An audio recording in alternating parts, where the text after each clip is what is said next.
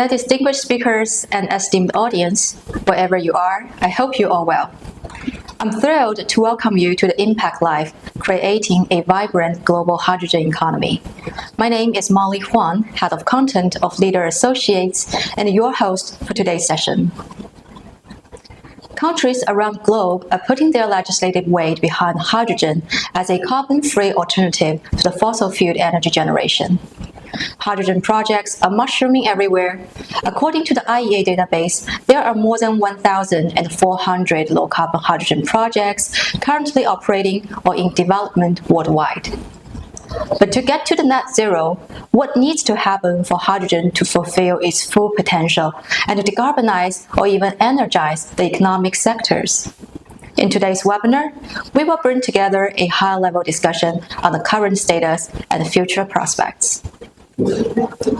A brief outlook of today's agenda. It will firstly be commenced by Ms. Gauri Singh, Deputy Director General of IRENA, to provide an overview of the topic. Insights from the public representatives from the European Union, the United Kingdom, and the United States will then follow as the world's main economic entities. We will also explore the dynamics in emerging hydrogen markets, including Brazil, Panama, and Chile, as rising stars of the year. Furthermore, a specific dialogue on the potential of a global hydrogen trading market will be incorporated among supplier, financier, off-taker, industry association, and moderated by the IPHE. With this amazing speaker lineup, I'd like to encourage our audience to actively participate in the Q&A session today, as all the insights here are dedicated to you. I'm also excited to announce that today's virtual session is the global launch of our physical event, Investing in Green Hydrogen 2023, scheduled to take place in London of UK on this September the 14th to 15th. Uniting over 1,500 hydrogen investors, project developers, financiers, and supply chain innovators. The IGH 2023 is your unmissable gateway to engage with the global hydrogen ecosystem. We humbly invite you to journey and look forward to meeting you in person. And that's everything about us. As today we have a quite compact agenda, without further ado, let's get started by inviting our opening speaker on stage, Ms. Gauri Singh, Deputy Director General of the International Renewable Energy Agency, IRENA. Ms. Singh, I give the floor to you. Okay, so thank you so much, and let me start with saying that this decade has actually started with a lot of turmoil, and we are now seeing economies where there are polycrises that face them. But the good thing is that we still see a very strong showing on the intent, the political intent, and the private sector coming together for ramping up the deployment of clean energies. And definitely hydrogen is something that's really exciting people, investors all across the globe. So if I can just have the first slide. So let me start by saying that at IRENA we feel that by 2050 electricity will be the main carrier with more than 50% share in the total final energy consumption, which is moving up from the 21% that it is currently. Also, we think that 90% of this will come from renewables. And if I look at the technology pathways that are critical for reducing the emission, it will definitely be renewables, energy efficiency, and higher share of electrification as we go along. Hydrogen, as you can see, has emerged as a key player and will play a very important role in the energy transition. And we do think that about 12% is what we will see in the total final energy mix by 2050, of which 2/3 will come from green hydrogen. Could I have the next slide, please? So this is just to give you a snapshot of where the hydrogen solutions will be the most effective, and what kind of priorities the countries are also putting. Definitely steel making, industrial processes that require high temperatures, and chemicals and refineries. These are definitely some of the sectors where hydrogen will play a very major part, as these are really the more difficult to abate sectors. The next slide, please. So, this, I mean, it's the current scenario is nearly all of the hydrogen that's getting produced is gray hydrogen.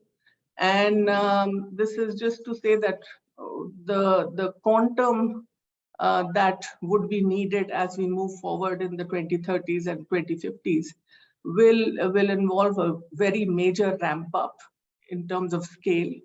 Right now, we're looking at less than 1 gigawatt of installed electrolyzer capacity. And what I also wanted to show in this slide is how how the estimates for the role that green hydrogen will play and hydrogen will play in the energy transition. There's a lot of convergence of views that is happening. We do, of course, have BNF, which has got a more is showing at a more aggressive amount of about 22%. The next slide, please.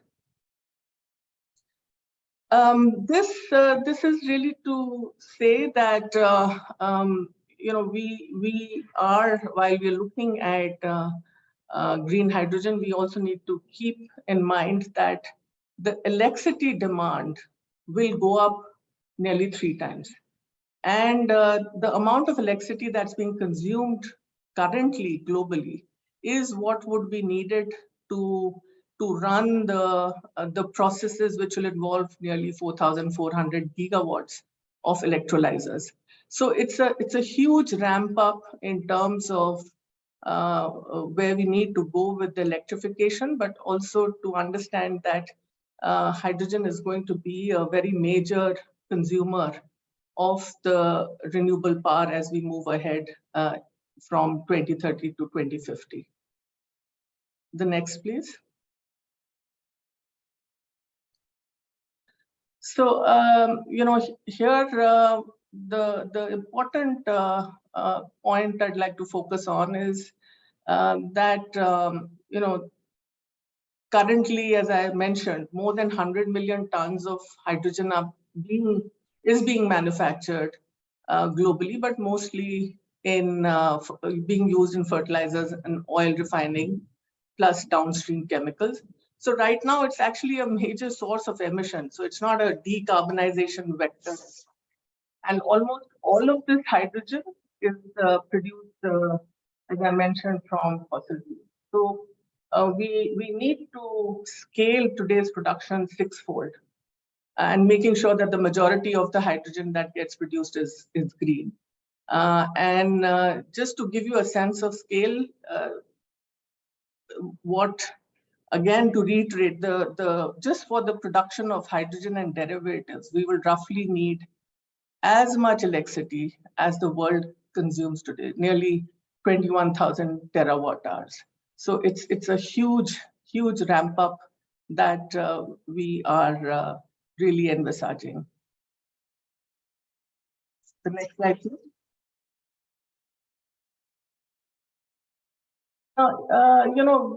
With IRENA's analysis, we think that a combination of 4 strategies are critical for getting the cost of electrolyzer down. So, green hydrogen, as you know, is produced through electrolysis process of electricity and water being the main inputs. And the critical factors to determine the cost are the cost of electricity, capital cost of the electrolyzer and operational load factors. But clearly, innovation to reduce the cost and improve the performance of the electrolyzer is going to be very critical. Technologies that either don't have rare materials or have a very minimal amount will be very important for the scale up that's needed from to the multi-gigawatt level that we want to reach.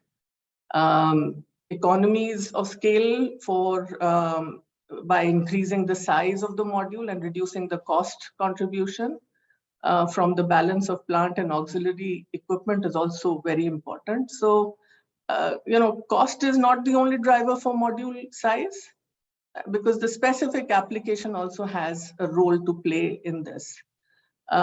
Economies of scale can also, of course, be achieved by during the manufacturing of stacks. And if one achieves the scale of around 1 gigawatt a year, that could already, start leading to a semi-automation of the manufacturing processes, leading to reduction in fixed cost per unit. Definitely standardization of design, optimizing of supply chains, replicating of the installation, learning from best practices, all this will also be very, very important in getting the cost down. The next slide, please. So this again, I mean, it's something just to show how the costs have dramatically come down. We are really moving into a world of abundant and cheap renewables. Cost of solar PV has declined by 85% over the last decade. Wind offshore has declined by 60%. Wind offshore by 50%. And in many geographies, solar and wind are the cheapest option to produce power. So it's becoming, cheaper to build a new solar plant than to even continue operating existing plants. Next slide, please. So this is a slide with the countries that have strategies for low carbon hydrogen. Last year, of course, saw the passing of the Inflation Reduction Act in August by the US, which has which has a very strong hydrogen component in it and incentives for hydrogen production, along with the other clean energy and low carbon technologies. And India also announced its hydrogen mission to move forward on a pathway of getting hydrogen into the energy mix. So with these two other large economies coming into the fray, I think it's a very interesting field that has been set in play, and it's very exciting to watch how the turn of events will shape. The next, please. The next slide, please. So this is just to give a snapshot of where most of the projects are coming, and clearly, as you can see, the large-scale industrial usage projects are many more, followed by transport, and this seems to be the trend moving forward in terms of investments and projects coming globally. Next, please. So in the hydrogen trade, we expect that just about 25 to 30% will get internationally traded, and half of it through pipelines and the remaining through shipping. And this basically means that a lot which will get produced will be consumed domestically to become a critical part in the energy transition strategies of that economy. The next slide, please. Again, this is just to give some sense of what kind of international cooperation is happening in the hydrogen sector. And these are all that will allow the hydrogen ecosystem to grow. It's only with a long-term demand visibility that investments will happen in hydrogen. And these bilateral trade agreements and MOUs are pretty much leading way for that visibility to come through for the investors in the countries that would export to the countries that are now looking to import green hydrogen. Next slide, please. So this is what we think at IRENA is going to be the way that the countries that who are already in the which have very strong strategies in play.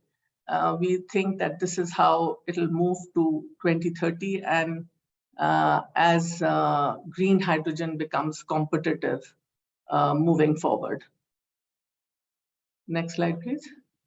So I just want to end with some of the very key issues that we need to keep in mind. Definitely, hydrogen is one very critical piece in the energy transition strategy, and it cannot be just seen in isolation. It has to be seen as a larger part of the energy transition that's happening economy-wide. It's also going to change the way the international cooperation happens, because it's not something that it's not the international cooperation as business as usual. It'll really if it moves in the way that we've seen some early MOUs and agreements happening, it can actually lead to a very collaborative way for developing and developed countries to work together on building this ecosystem for hydrogen forward. Also, it's I think some of the strategies, we also feel that not enough emphasis has been placed on the demand side. A lot of emphasis has been placed on the supply side. And unless there's a very strong emphasis on the offtake, and there is a clear visibility for what the long-term market looks like, the rate at which investments will flow in this sector will not be to the extent that it can happen if there's clear visibility. Can we just move to the next slide? So I just want to leave you with some of the publications that we've done at IRENA, which pretty much look at all aspects of the value chain, right from the supply, the trade, the technologies, and policies. And I would encourage you to go to our website and have a look at these. Thank you so much.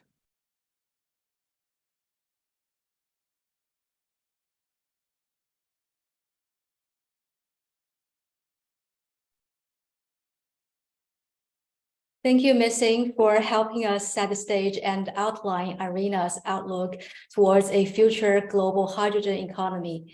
I would also like to give a brief background of today's event. Today's virtual session is the global launch of our physical event, Investing in Green Hydrogen 2023, scheduled to take place in London of UK on this September the 14th to 15th, uniting over 1,500 hydrogen investors, project developers, financiers, and supply chain partners.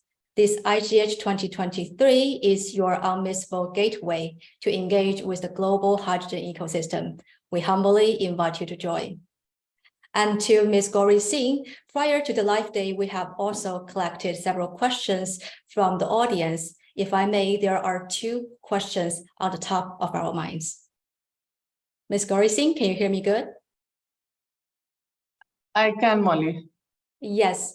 So the first question is, what is the biggest challenge you see facing widespread adoption of hydrogen? You mentioned the production part, but what about adoption part?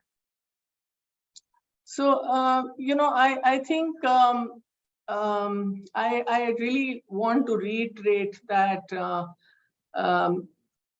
I think the focus is much more on the supply side of hydrogen generation.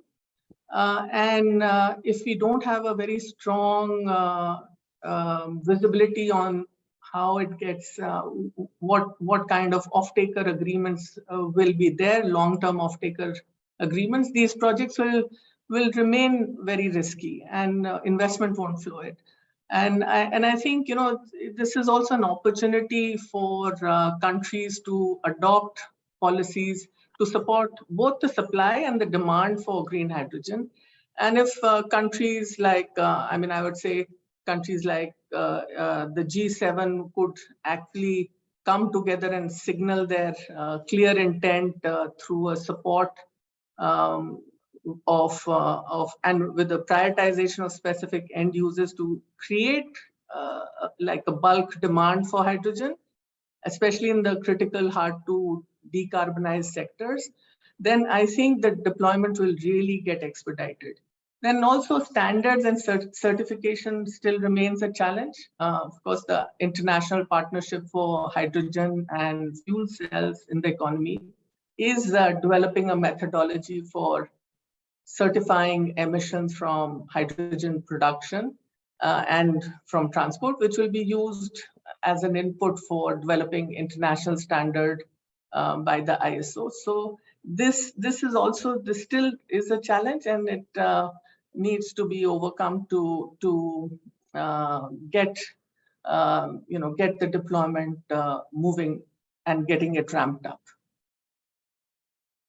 So let's zooming in the consumer sector, assuming the international standards are aligned soon.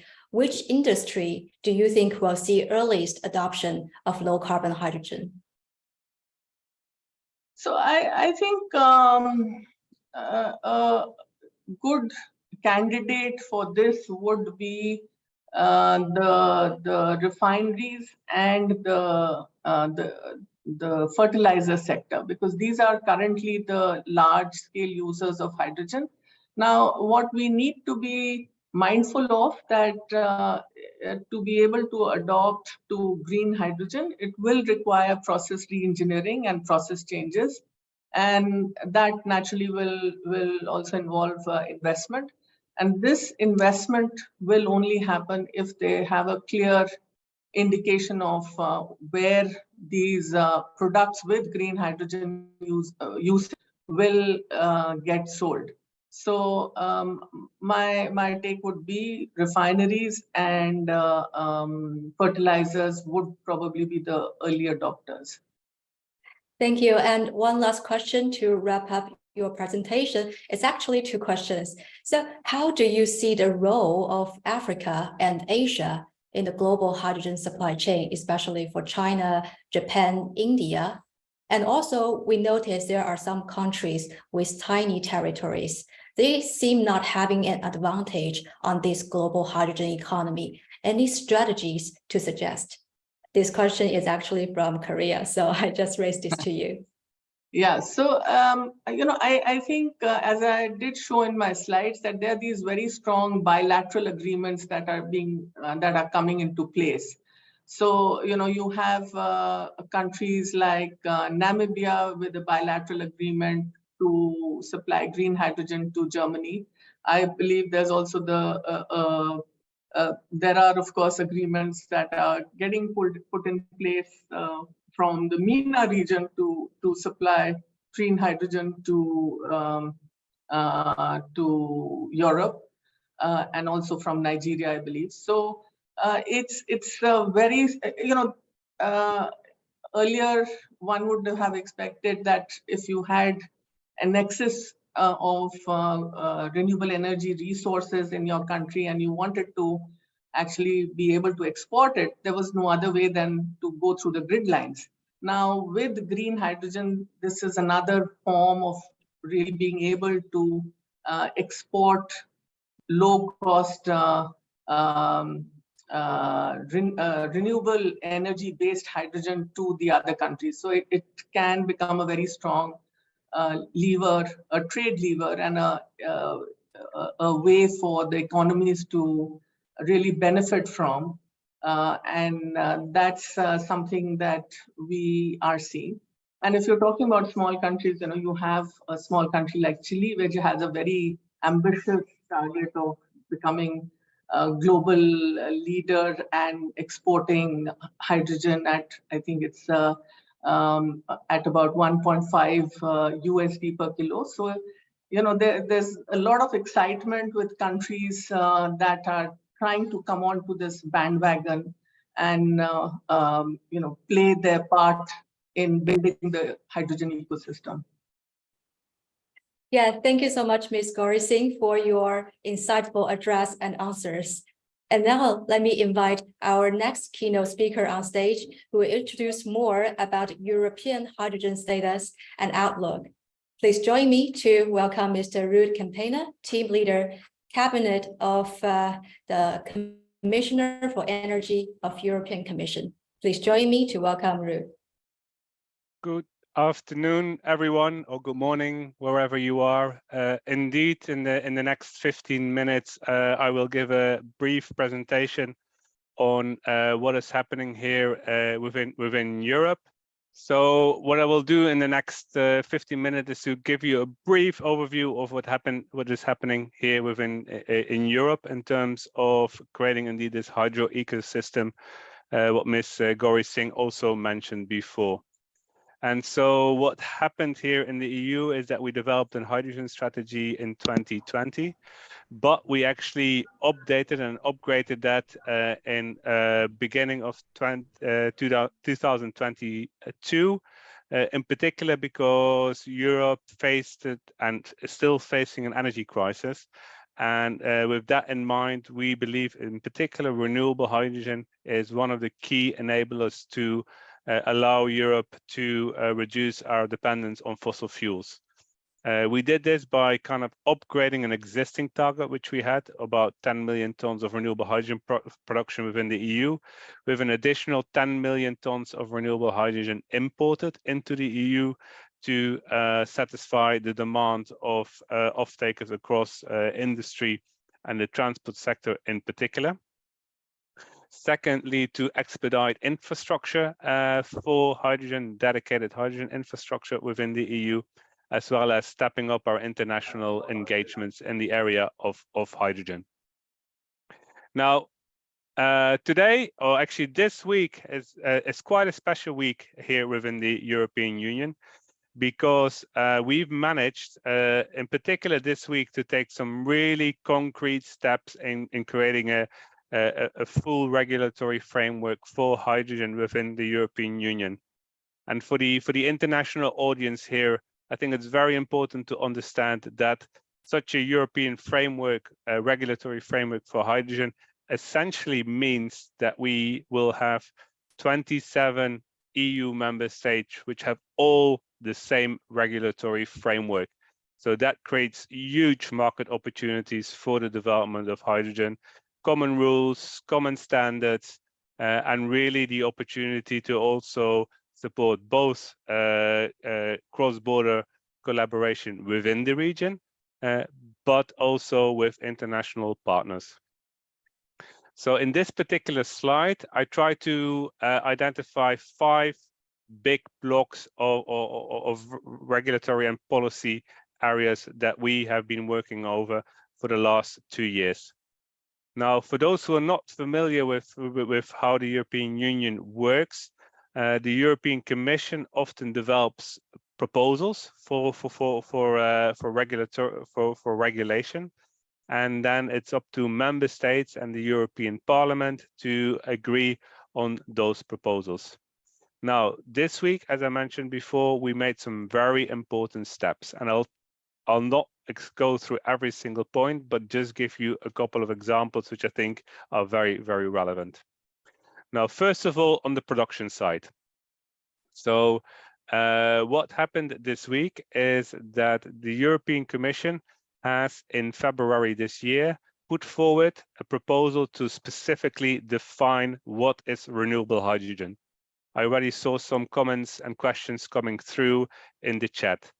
Now, this definition includes specific criteria which you as a producer have to adhere to in order to be defined and to be qualified as a renewable hydrogen. This is important, and I'll explain that in a second, because once you're qualified as renewable hydrogen, that also means that your product in itself is recognized and contributes to Europe's targets in terms of renewable energy. So we put these criteria forward after very long consultations with industries and member states, etc., in February this year. And at the beginning of the week, we got a very positive sign from the European Parliament that it looks more and more likely, it is not completed yet, but it looks likely that the European Parliament will be agreeing with these criteria. That is going to be a huge milestone, because that means that any investor, not only in Europe, but around the world, everyone who is interested in starting to import renewable hydrogen to Europe will know exactly how to produce that renewable hydrogen, not only today, but it really provides a framework all the way up to 2050. It is really a kind of a dynamic framework, taking all the different kind of phases of the hydrogen market and development stage into consideration. So a key element happened this week. Now, a second point, and that's also what is mentioned before, is infrastructure. So here again, the European Commission put forward proposals on how we think a future hydrogen infrastructure should be regulated in December 2021. And again, this week, it was only this week that member states actually agreed upon their own position on this proposal. So what we now have on the table is a position and an idea of the member states, how this should be regulated, as well as a position from the European Parliament, which we've had in the past. Now, it's very important and very interesting to see that there are some really clear commonalities in terms of their positions on our proposal. And I think one of the key elements there is that the availability of these pipelines to be accessible to both producers and consumers is going to be really important. So we're going to have in the future pipelines that will be independently operated, and whereby producers and consumers can connect and kind of trade their hydrogen over a hydrogen infrastructure once it gets connected across the EU. At the same time, we also provide regulatory certainty for small hydrogen valleys, which are infrastructure pipelines which connect a small number of producers and consumers in an isolated manner. So with those positions in place, we are confident that definitely before the end of the year, we will also have this regulatory framework for infrastructure in place. This means also for importers, of course, that they know that once they arrive in Europe, there will be terminals available, accessible to them.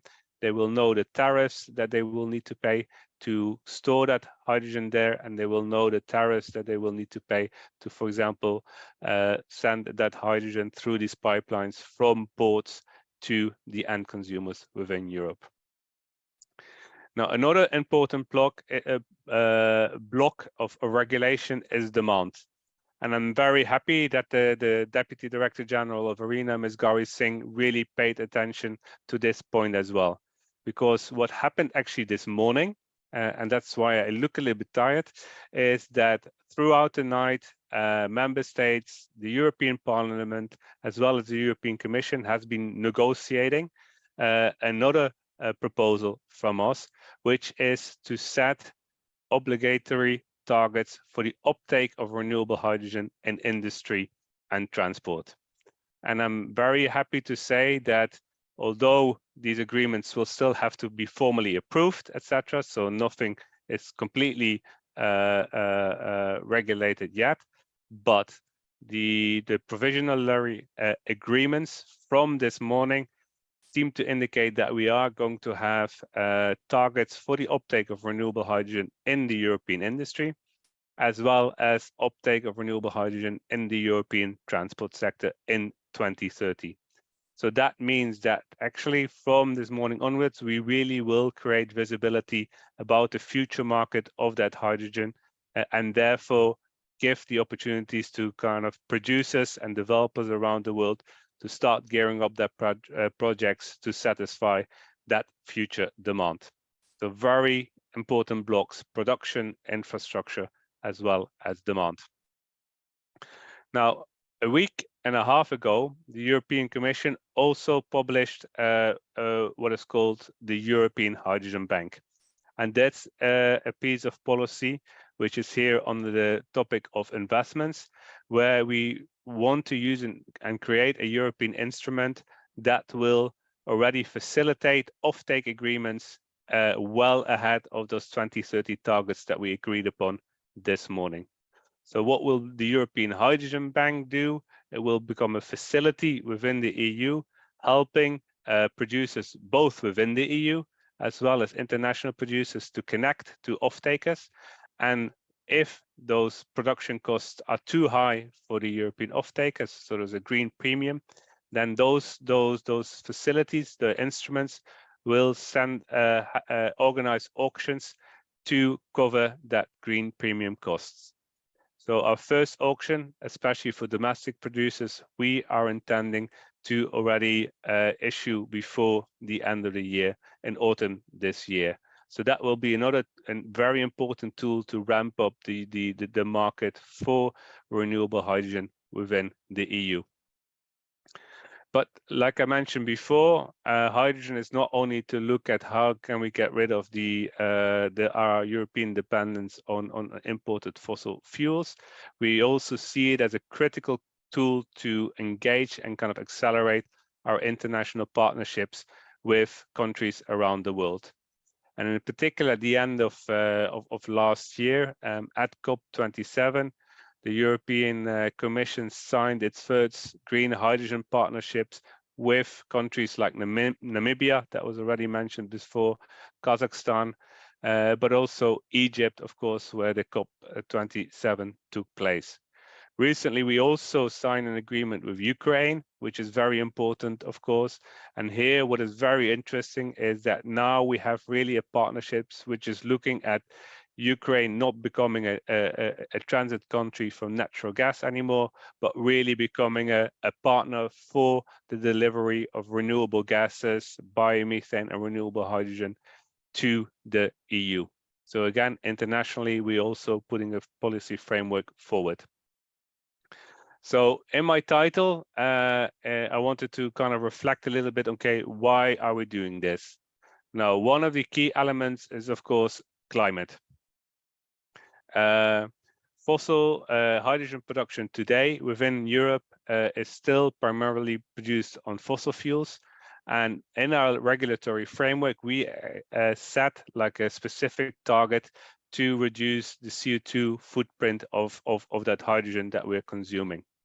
Like I mentioned before, the delegated act sets exactly out what those criteria are, including for the production, for example, of e-fuels, where maybe hydrogen is produced in an electrolyzer, but then afterwards combined with a CO2 molecule to produce e-fuels, for example, for the aviation sector.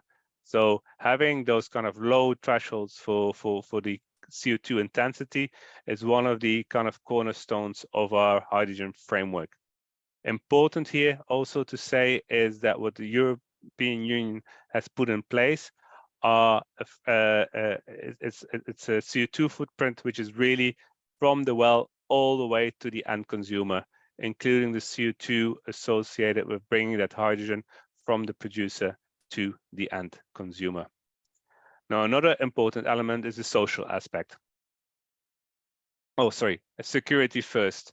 Another important element is security. Like I mentioned before, we see the use of hydrogen not only to replace the dependence of natural gas from Russia, but we also see that hydrogen can be used to reduce our dependence, for example, of coal in the steel sector, And this graph shows you where we expect the hydrogen to be taken up within the EU in 2030.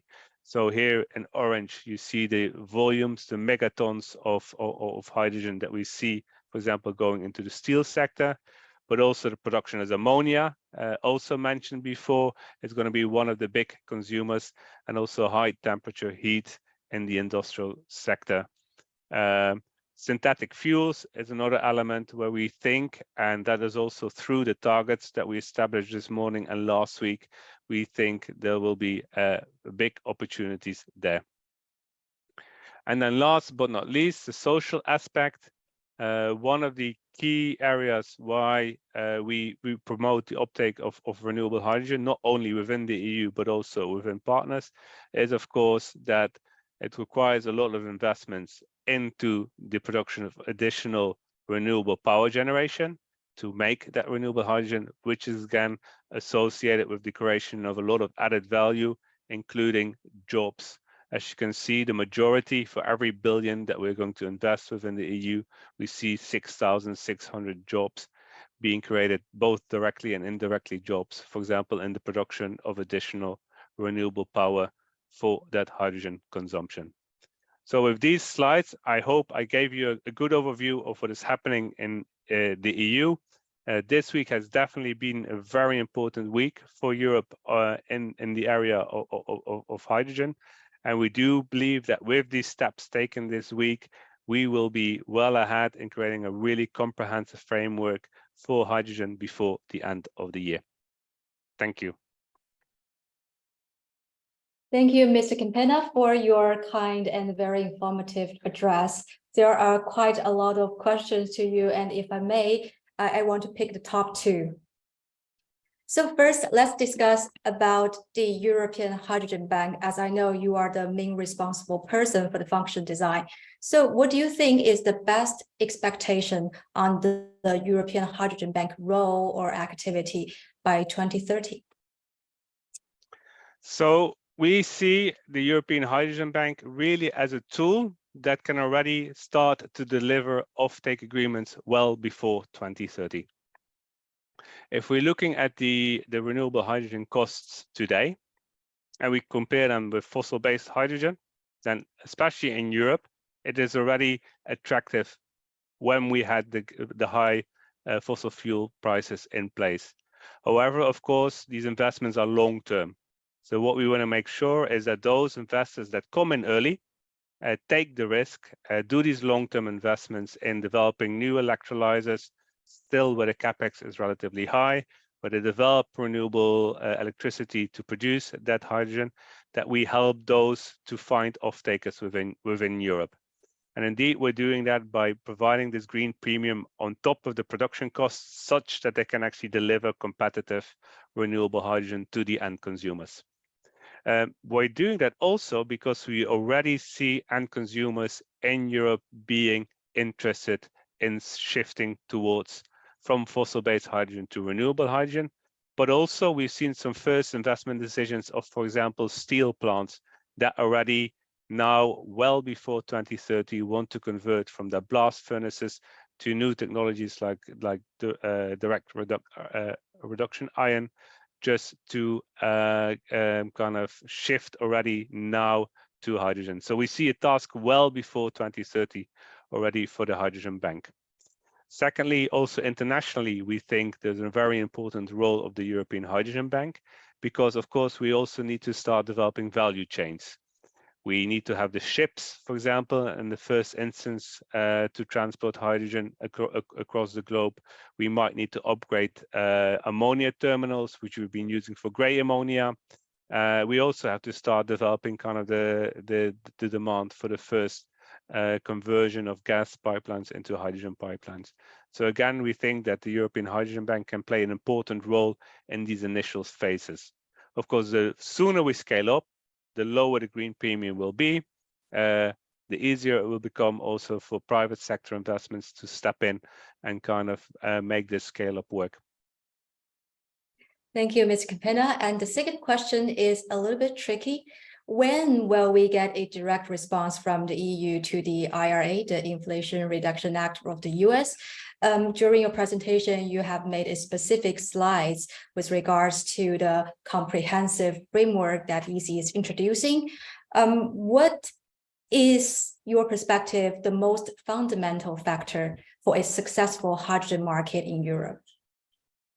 Yes, these are indeed two questions. And actually the first question is like about Europe responding to the US. I would actually turn this around. I think it's a very positive race here, whereby Europe already, when the COVID crisis hit the European economy, Europe stepped up and created a big fund, which we call Next Generation EU. It was the first time ever that the European Union as a whole started to borrow financing for investments in the economy. And there we made a very concrete decision that 40% of all that financing needed to go into green investments. So that's what we already did at the end of 2020. So that's what the European Union did. And I think the US, of course, tried to respond to that with the US Inflation Reduction Act. So what I think Europe is now doing is this next phase, really developing this regulatory framework and making it comprehensive. And that's important because, of course, such a development of a new hydro ecosystem will need new players. So allowing those players to come in, new kind of operators of pipelines, of terminals, of trucks, new investments into fertilizer plants, etc. That can only be done if you have a regulatory framework that is stable, that is applicable in 27 member states all at the same time, and which is forward-looking. And I think that's what we're doing now with the completion of all of these policy proposals by the end of the year. Yes, I would also love to mention that today the European Commission also announced their plan to increase their renewable ratio to 45% by 2030. It's another big leap of the industry and also laid ground for the green hydrogen industry. Once again, I would like to thank you to Mr. Ruud for your excellent address. And next, please join me to welcome Mr. Dharmesh Jadavji, Head of Hydrogen Business Model Application Department for Energy Security and Net Zero of UK to address the UK's hydrogen economy. Ms. Dharmesh, the floor is now yours. Hi, Molly. Hi, everyone. Just restarting my video. Hi, everyone. Yeah, thanks for joining. So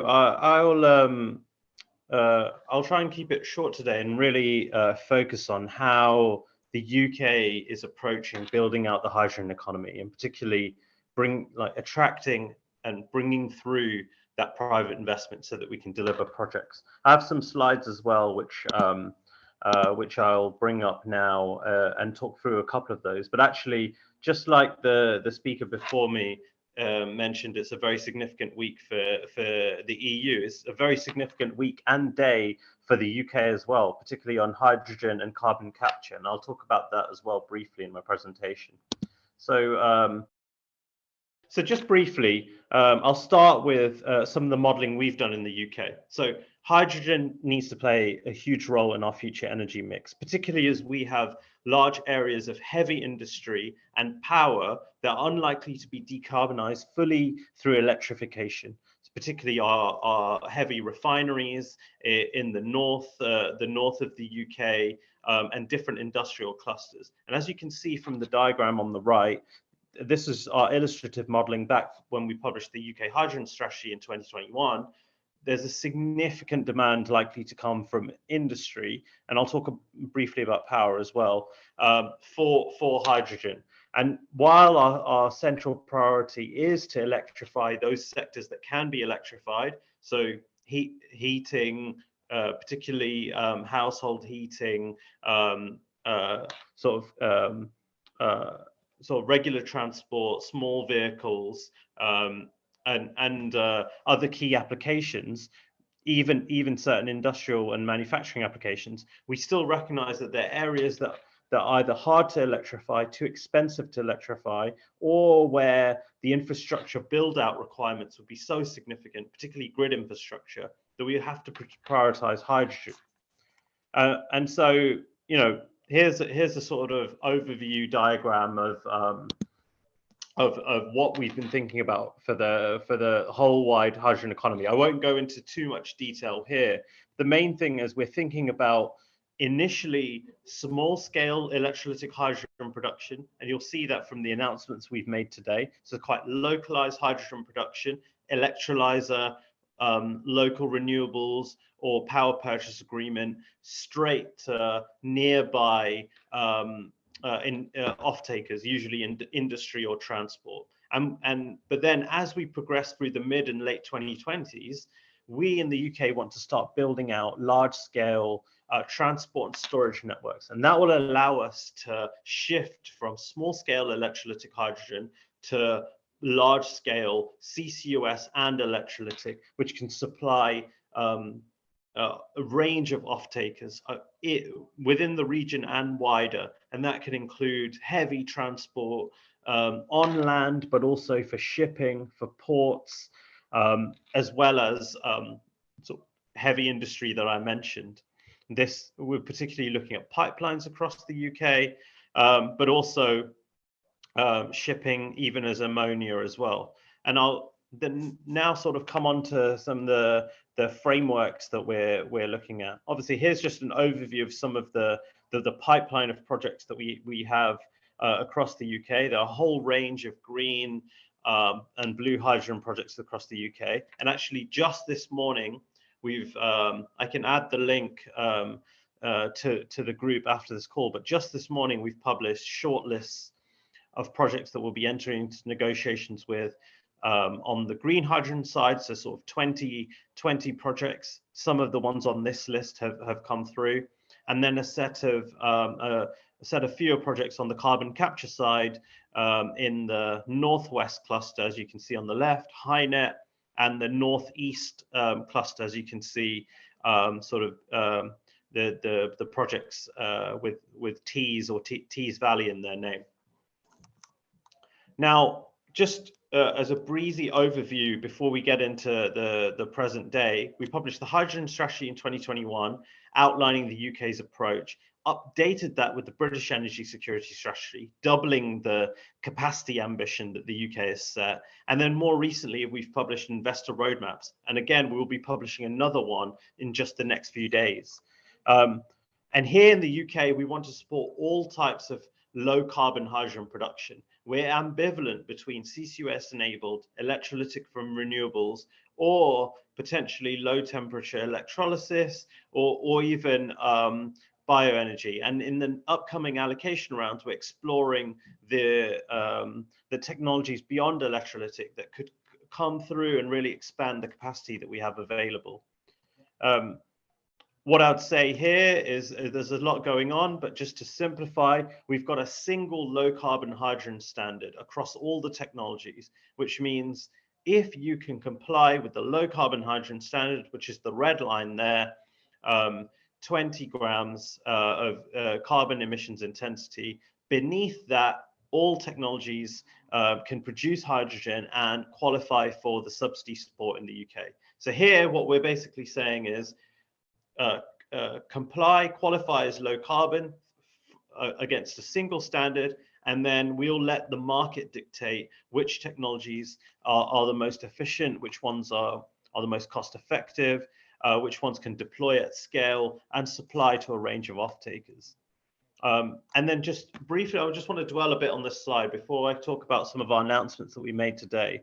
So unlike different approaches, I think the previous speaker mentioned the EU Hydrogen Bank, and then you've got approaches in Germany, in Denmark, and so on. You've also got the US sort of tax credit approach to supporting and subsidizing hydrogen production.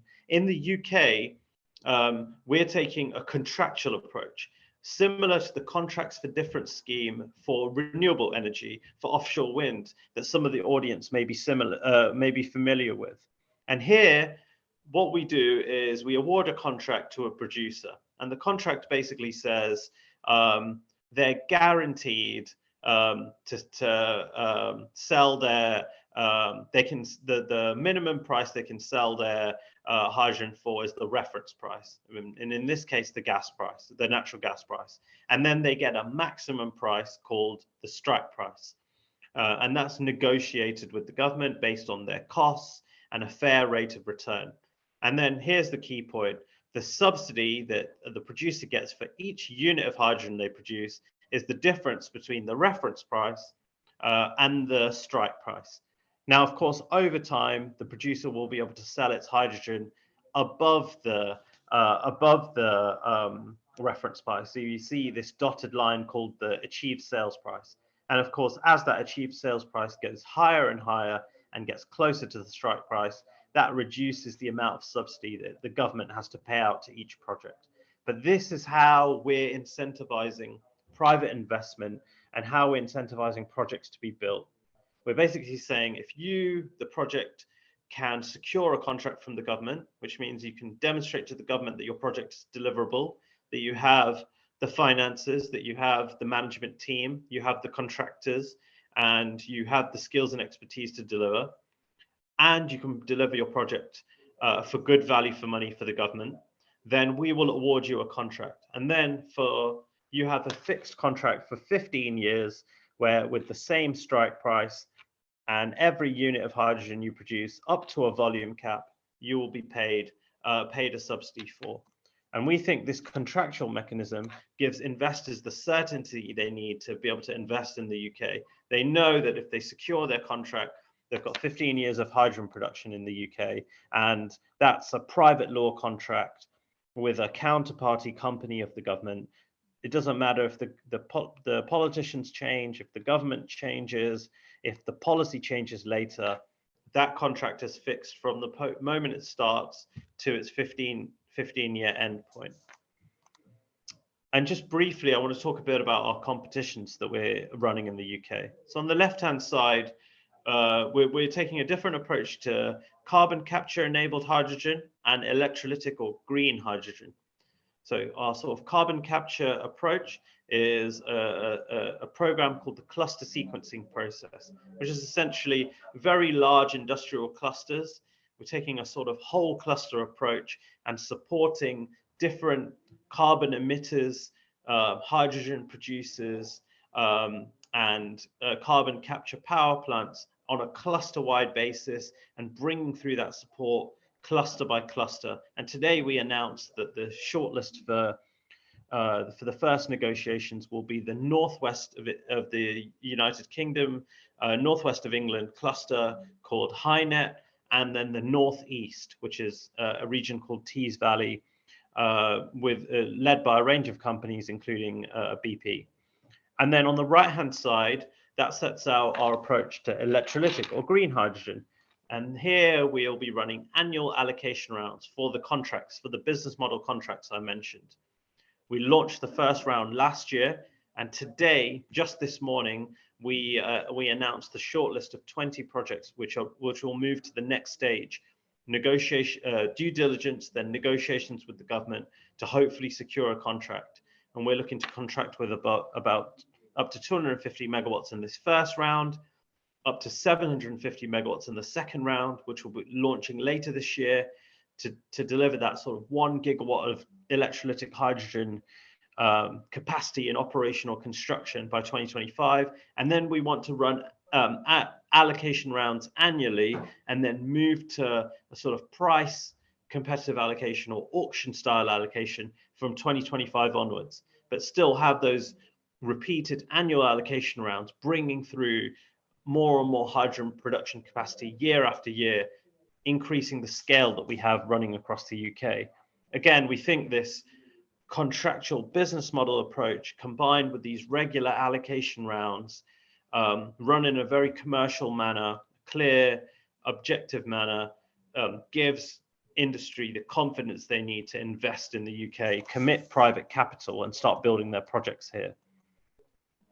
And then just briefly, there's a lot of supporting policy or supporting infrastructure outside of the business model and the allocation rounds that we're delivering to support the development of the hydrogen economy. So, for example, we're looking at blending or hydrogen-ready industrial boilers and then home heating boilers. We're running village and then eventually town heating trials to test whether hydrogen heating could be effective, noting, of course, that its current high costs. And then separately, we're exploring decarbonization of very heavy transport, heavy ships, HGVs, even planes, through some of our trials and R&D funding, and updating some of our policy rules with the view that potentially this sort of very heavy transport could be a key off-taker for that hydrogen production capacity will be bringing through. And then our sort of final key pillar or key instrument are business models for transport and storage. We in the UK recognize that there is no hydrogen economy without large-scale transport, pipelines primarily, and then large-scale storage, underground salt caverns that could store large amounts of hydrogen produced using cheap renewable energy like offshore wind, stored cheaply in the salt caverns, and then released when the off-takers like transport or industry really need that hydrogen. And that gets us around the intermittency of renewables, where if the wind is not blowing, but the refinery really needs its hydrogen, then the storage, the large-scale salt cavern storage, and we're fortunate in the UK to have a number of these deposits. They can produce that and release that hydrogen for when industry needs it. And then just briefly, we've got a consultation out right now on the design of a certification scheme. This is to facilitate, eventually through the mid-2020s and later on, cross-border trade and a more fluid liquid hydrogen market. The only way this type of thing will really work, and we're really keen to work with our EU partners on this as well, EU friends, and collaborate with them, is consistent certification, so that everyone, producers, off-takers, those transporting the hydrogen, have a clear view about how that hydrogen was produced, the emissions intensity of it, and the purity, the pressure, all the key details of it, so that the hydrogen can be traded on the same basis. So we're trading the same types, the same units of hydrogen. And for us, we really believe that the certification scheme will be the key to really stimulate that cross-border trade and market growth. Again, right now we have a very small hydrogen economy, and we're looking at small projects, local projects, connecting to just local off-takers. But with a certification scheme, transport and storage, large-scale transport and storage, and then eventually off-takers like shipping, like ports, we think that could really drive the market growth and the trade needed to build out a hydrogen economy beyond just small-scale local clusters. And then just briefly, this is a whole UK-wide approach that we're looking to follow here, and so we're looking to build out projects all the way across the UK, including Northern Ireland as well, so that we can start working all the way across our jurisdiction. So I'm just going to stop sharing my screen now, and then come back to you, Molly, to take any questions. So that was a breezy overview, because it may be more interesting to get into the Q&A now. Yes, thank you, Mr. Dharmesh. Basically, you have answered every of the questions I prepared, as you have a very extensive presentation. So now I would like to direct your attention to our open Q&A box. First, the question is from Mr. Peter Conway. Under the CFD structure, it is clear how the blue hydrogen will receive some cost mitigation, but how will the green hydrogen investment risk be mitigated? Maybe you can briefly touch on that part. Yeah, absolutely. So the key point here about mitigating risk is about equalizing the sales price of hydrogen with the fuels that it'll be replacing. Now, clearly, hydrogen is not as simple as a contracts for difference scheme for renewable energy, because it's simply about producing those renewables and then putting that electricity into the grid. Here, hydrogen could be displacing all sorts of feedstocks or all sorts of fuels like diesel, natural gas, or even ammonia, fertilizer, different gas inputs to industrial processes. So our simplest mechanism for doing that is basically saying the green hydrogen that's produced, they are the end user, the off-taker, is guaranteed to get that for the natural gas price. So at least they don't have to pay any more for the green hydrogen than the natural gas price, and the difference is covered by a subsidy from the government. The difference between the strike price, what the producer needs to be covered to recover their costs of producing that green hydrogen and make a fair return, and then still be able to sell that hydrogen to industry for a fair price. But of course, it may be in practice that people can sell their green hydrogen for different prices depending on the fuel that's being replaced. For example, if you're replacing diesel, you could sell your hydrogen for above the natural gas price if you're replacing other feedstocks that are more expensive. So over time, we might see a range of prices emerge. But hopefully that's enough of an answer for now. Yes, Mr. Dharmesh, as you can see, there are like 6 questions coming up all in a sudden. I'll leave this for you to address after the presentation. Just one question from my side personally. So the UK, the EU speakers have mentioned that they have a series of mechanisms to stimulate demand for low carbon hydrogen. For example, they introduce the obligation of renewable hydrogen use, and also they are implementing the the carbon border adjustment mechanism to stimulate more investment in the renewable energy or in the green hydrogen sector. So will UK follow such kind of mechanism? Yeah, so what I'd say is, look, it's encouraging to see the EU and EU member states and the EU overall, take a slightly different approach. I think that the specifics of some of the EU member states and the EU necessitate perhaps taking a demand side approach. In the UK, we've initially started with the supply side approach. We will be subsidizing supply and then providing that confidence that the hydrogen will be produced, and basically incentivizing the hydrogen producers out there to go and chase the off-takers and bring the off-takers, stimulate that demand, and basically tell the off-takers that the hydrogen will be there, it'll be available for the natural gas price, it'll be subsidized hydrogen, and then those off-takers have the confidence that the producer will have a contract. So the off-taker has the confidence to invest in the facilities needed to switch to hydrogen and enter into heads of terms, commercial agreements, and partnerships with the hydrogen producers. But of course, there are challenges to this as well. By taking a supply side approach, we're relying on the market bringing through the demand, while on the EU side, they are directly subsidizing or directly stimulating the demand, but perhaps not giving that same contractual certainty to the producers. So there are different ways of doing it. While in the US, for example, it's a supply side approach where you produce your facilities, you produce your hydrogen, and then claim your tax credits. So I think both approaches can work very well. And of course, there are always challenges bringing through new off-takers who may be hesitant, uncertain about switching to hydrogen. Thank you so much, Mr. Dharmesh, for your very generous sharing. We thank you so much for taking your time here. And next, we will switch our focus to the United States and explore their hydrogen dynamics. Please join me to welcome our next keynote speaker on stage, Dr. Sunita, Director, Hydrogen and Fuel Cell Technologies Office and DOE Hydrogen Program Coordinator from the U.S. Department of Energy. Dr. Sunita, I welcome you here.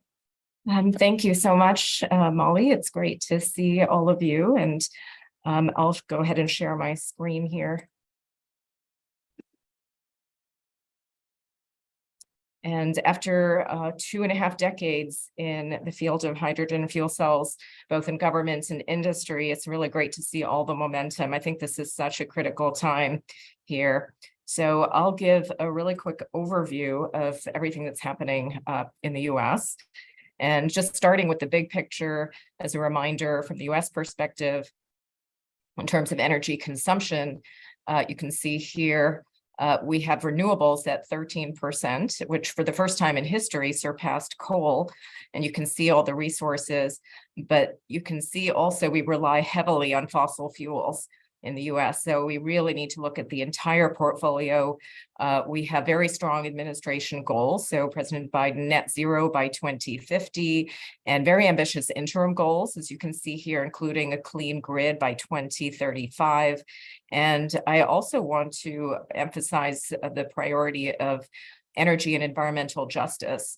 So again, with the administration, very strong focus, I think, for all of us as we think about the clean energy transition. And so, for example, in the US, we have the Justice 40 initiative, where 40% of specific federal investments must benefit disadvantaged communities, so those who've experienced injustice. And so we're really spending a lot of time to look at how our investments, not just in hydrogen, but in everything, ensuring that just transition. So again, from the big picture perspective, you can see CO2 emissions in the US across the different industries. And again, this is a huge challenge in front of all of us. How do we get to those net zero goals and interim goals? And so hydrogen obviously will play a critical role across these sectors. So I think we're all seeing that in all of our countries. And what we've been doing is really looking at how do we accelerate that opportunity. So if you ask, where is hydrogen in the US today? We produce 10 million metric tons, about 10% of the global capacity. And you can see most of it for refining, ammonia production. We have about 1,600 miles of pipeline already, dedicated hydrogen pipeline, mostly in the Gulf Coast. And most of the regions have hydrogen production, mostly from natural gas. We have 3 large geological caverns, including the world's largest. So some, infrastructure in place. And then this is a very rapidly moving market. So this is already out of date, but it shows you the emerging PEM electrolyzer deployments, starting, very small, but now 120 megawatts, again, larger ones in the process of being announced. So a 3-fold increase in just 1 year, but still less than a gigawatt. And again, we'll be updating this very shortly. And this gives you, again, a snapshot of the end uses, where we're seeing fuel cells.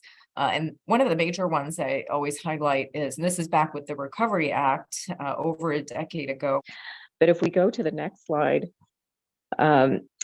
here again, as a reminder, we've had major legislation now. So in November 2021, the bipartisan infrastructure law, $62 billion for DOE, which is the lead agency for energy in the US. And 9.5 billion of that was hydrogen. So 1.5 billion for electrolysis, clean hydrogen manufacturing technologies, recycling. So we will be launching a recycling recovery consortium as we think about critical materials. 8 billion for at least 4 regional hubs. We have the funding opportunity out now for 7 billion out of that 8 billion for probably about 10 hubs. Again, we'll see more as that develops. A national strategy, which I'll talk about, and then of course the Inflation Reduction Act, which everyone's talking about. And we're also still in the process of issuing the guidance for that, for the tax credits. So if we go to the next slide, I will cover the national strategy. So we published a draft for public comment. So we're going through all the comments now, and we'll plan to be publishing the final, but there are really 3 main components. Target really strategic uses, so especially those hard to decarbonize sectors. And the next is reducing the cost of hydrogen, which I'll talk about, and then focus on those regional networks. So workforce development, all of that is part of the strategy. And so if we go to the next slide, I wanted to emphasize the end uses. And again, in our strategy, the goals are 10 million metric tons of clean hydrogen by 2030 and up to 50 million by 2050. And really looking again at it's not the exact numbers as shown on the left. You can see the different end use applications.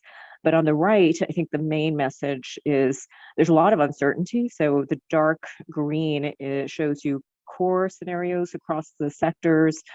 And then the light green shows the optimistic and conservative scenarios. So I think for all of us, we see the market evolving potentially in different ways, depending on supply and use. Again, the policies in place. So it's a very complex time, and we'll continue to update it as well. And so I will continue now, I think, to the next slide and emphasize again, we have really excellent policies in place with the production tax credit, but we really need to ensure we get the cost down. So in the US, again, part of why we need such an ambitious tax credit is the cost of natural gas is really low. So if you look at US hydrogen cost, it's already $1.50 or even less. And so for us to be competitive and meet our own climate goals, we have to get the cost down to $1. So when President Biden asked our secretary, what more can we do to help accelerate hydrogen or meet our climate goals?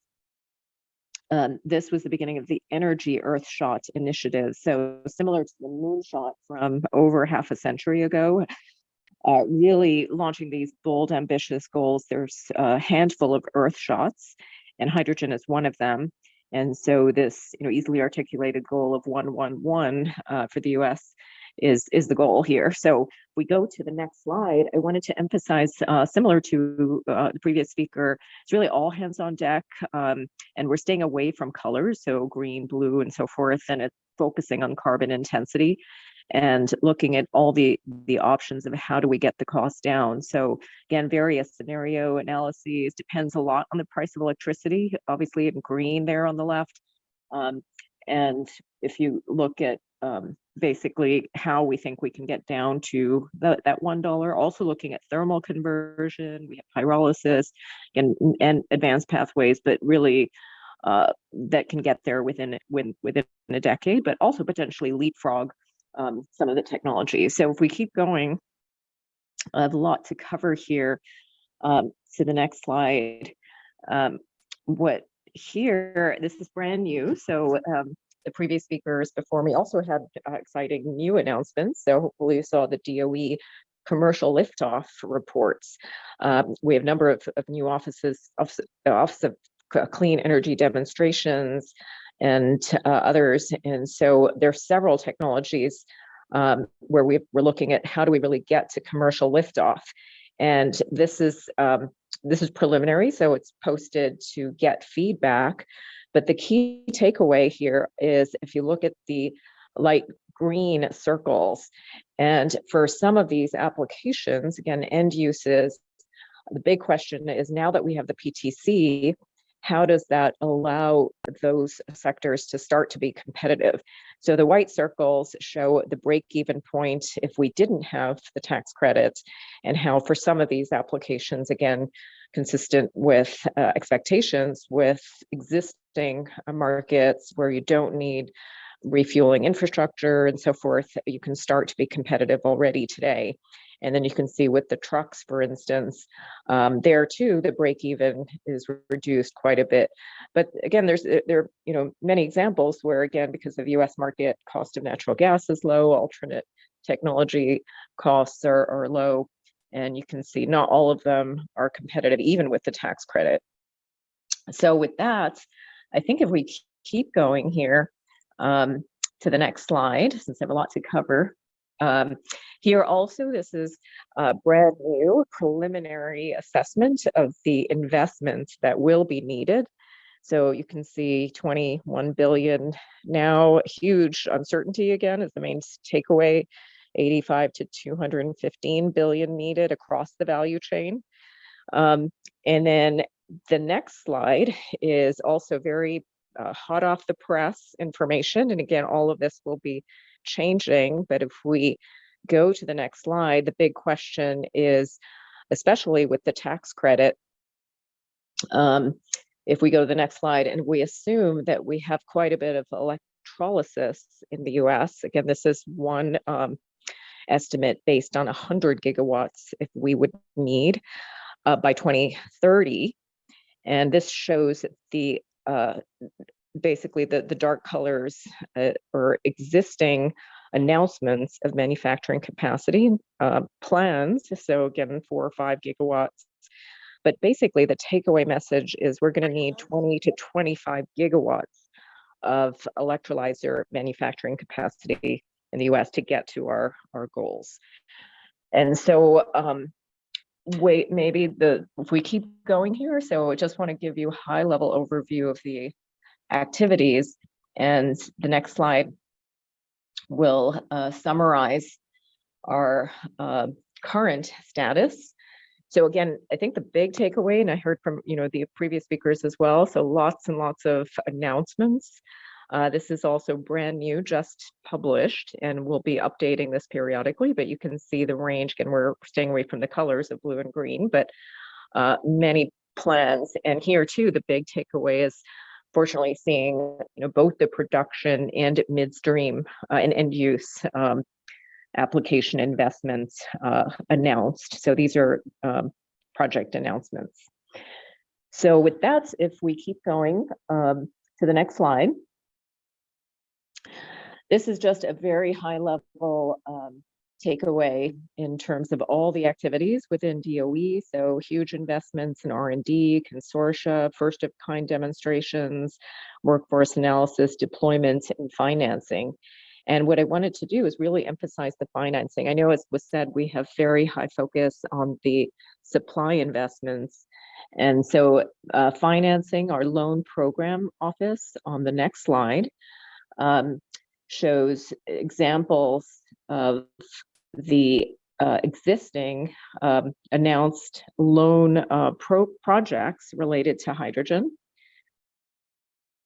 If we go to the next slide, and so here also very exciting. So this is again financing specifically to bridge that, build that bridge to bankability. And so there are two big projects, one on pyrolysis and the other with a large energy storage project in Utah, so Nebraska and Utah.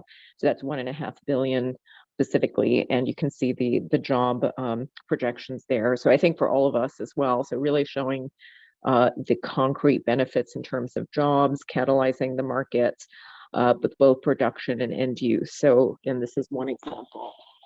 And if we keep going to the next slide, there's a lot of resources available, which I think this is my last slide here. And the H2 Matchmaker website, which is open, and the plan there is to help facilitate partnerships for the hydrogen hubs, helping transparency, visibility for those who are looking for supply, looking to be a potential off-taker. Lots of resources on our website. And then if you're interested in the US program, June 5th to 8th is our annual merit review here in DC, where we showcase the hundreds of projects that we have going on in the US. And with that, I think that was my last slide. Thank you, Thanks Dr. Sunita, for your very extensive address. The US is certainly leading the way and harbors huge potential. During your presentation, I noticed one figure you mentioned, that is the funding gap across the midstream and end use. I believe number is $81 billion to $215 billion that are still lacking for the midstream and end use. What are the highlighted opportunities within? Maybe you can elaborate a little bit more about that part.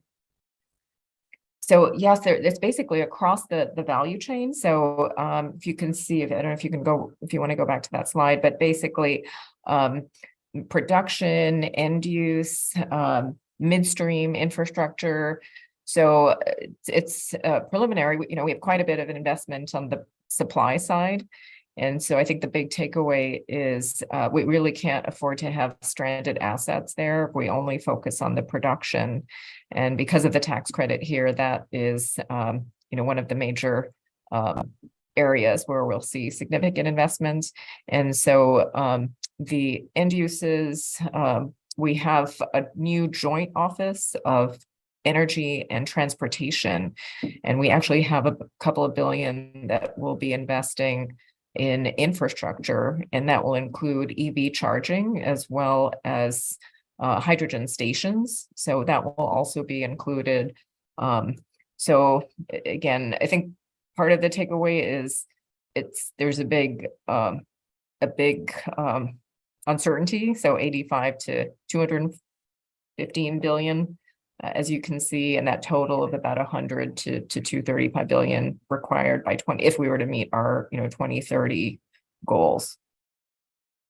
Yes, and I also particularly like the word just transition you used during your opening remark. I believe the state's principle also wants to ensure that no one is left behind in the clean energy economy. How the DOE plans to engage the developing communities to make sure they can also participate and benefit from the hydrogen momentum? Yeah, and this is where we have some really, I think, good examples that we're starting to implement. And one of them is a community benefits agreement. So for example, when we provide funding, so we provide grants, we also require as part of the application engagement with the communities and to show concrete, benefits to those communities. We also have training, workforce development, just more and more community engagement. But there too, we're in the process of trying to establish, concrete examples. So we have, for instance, trucks in a disadvantaged area, UPS delivery trucks, looking at resiliency. Again, how do we monetize and show value? Air quality improvements. So I think it's a work in progress, but so far we've been getting some good feedback on that. Yes, thank you so much, Dr. Sunita. This wraps up your presentation. We are deeply grateful for your presence and participation here. And now let's switch our focus to the South American continent by exploring the hydrogen potential in Brazil. Please join me to welcome our next presenter, Mr. Gustavo Ponte, Deputy Head of Power Generation of Brazil Energy Research Office, EPE. Thank you, Ms. Molly. Thank you for inviting us for such a great discussion here about what seems to be everybody is talking about hydrogen, and in Brazil is not different. So let me share my screen with you, and I have a few slides to share with you. So first of all, just to start, a few words about our company, EPE. It's the acronym in Portuguese for the Energy Research Office. It is a federal institution linked to the Ministry of Mines and Energy. And our role is to provide studies, statistics, data, and so on to support the ministry in the decision-making in the energy policy. And we also have a seat on the National Council for Energy Policy of the country. And here are some examples of how we do this, some of our recent studies covering not only electricity, but also oil, natural gas, biofuels, energy efficiency, and so on, and environmental aspects. These three here are our flagship reports. So we have the annual energy balance, and there you can see our 45% renewable energy matrix and 85% in the electricity matrix. Then we have the National Energy Plan and the 10-year Energy Expansion Plan and the PNE and PDE. The PDE is updated on a yearly basis, and on both plans, you can see a clear trend in keeping and even increasing this renewable footprint that I mentioned. So as I said, looks like everybody is talking about hydrogen recently. Here are some examples from different countries with their programs, strategies, goals, and so on, and also reports from international institutions like we saw here in this event today. And the same applies to Brazil. Here are some reports we released in the last months, like the first one, the baseline to support the Brazilian hydrogen strategy. Then some studies on different colors of hydrogen, the use on refineries. All these reports are available on our website. But hydrogen is not a new thing in Brazil. Here are some examples of programs, plans, R&D projects in the last 20 years.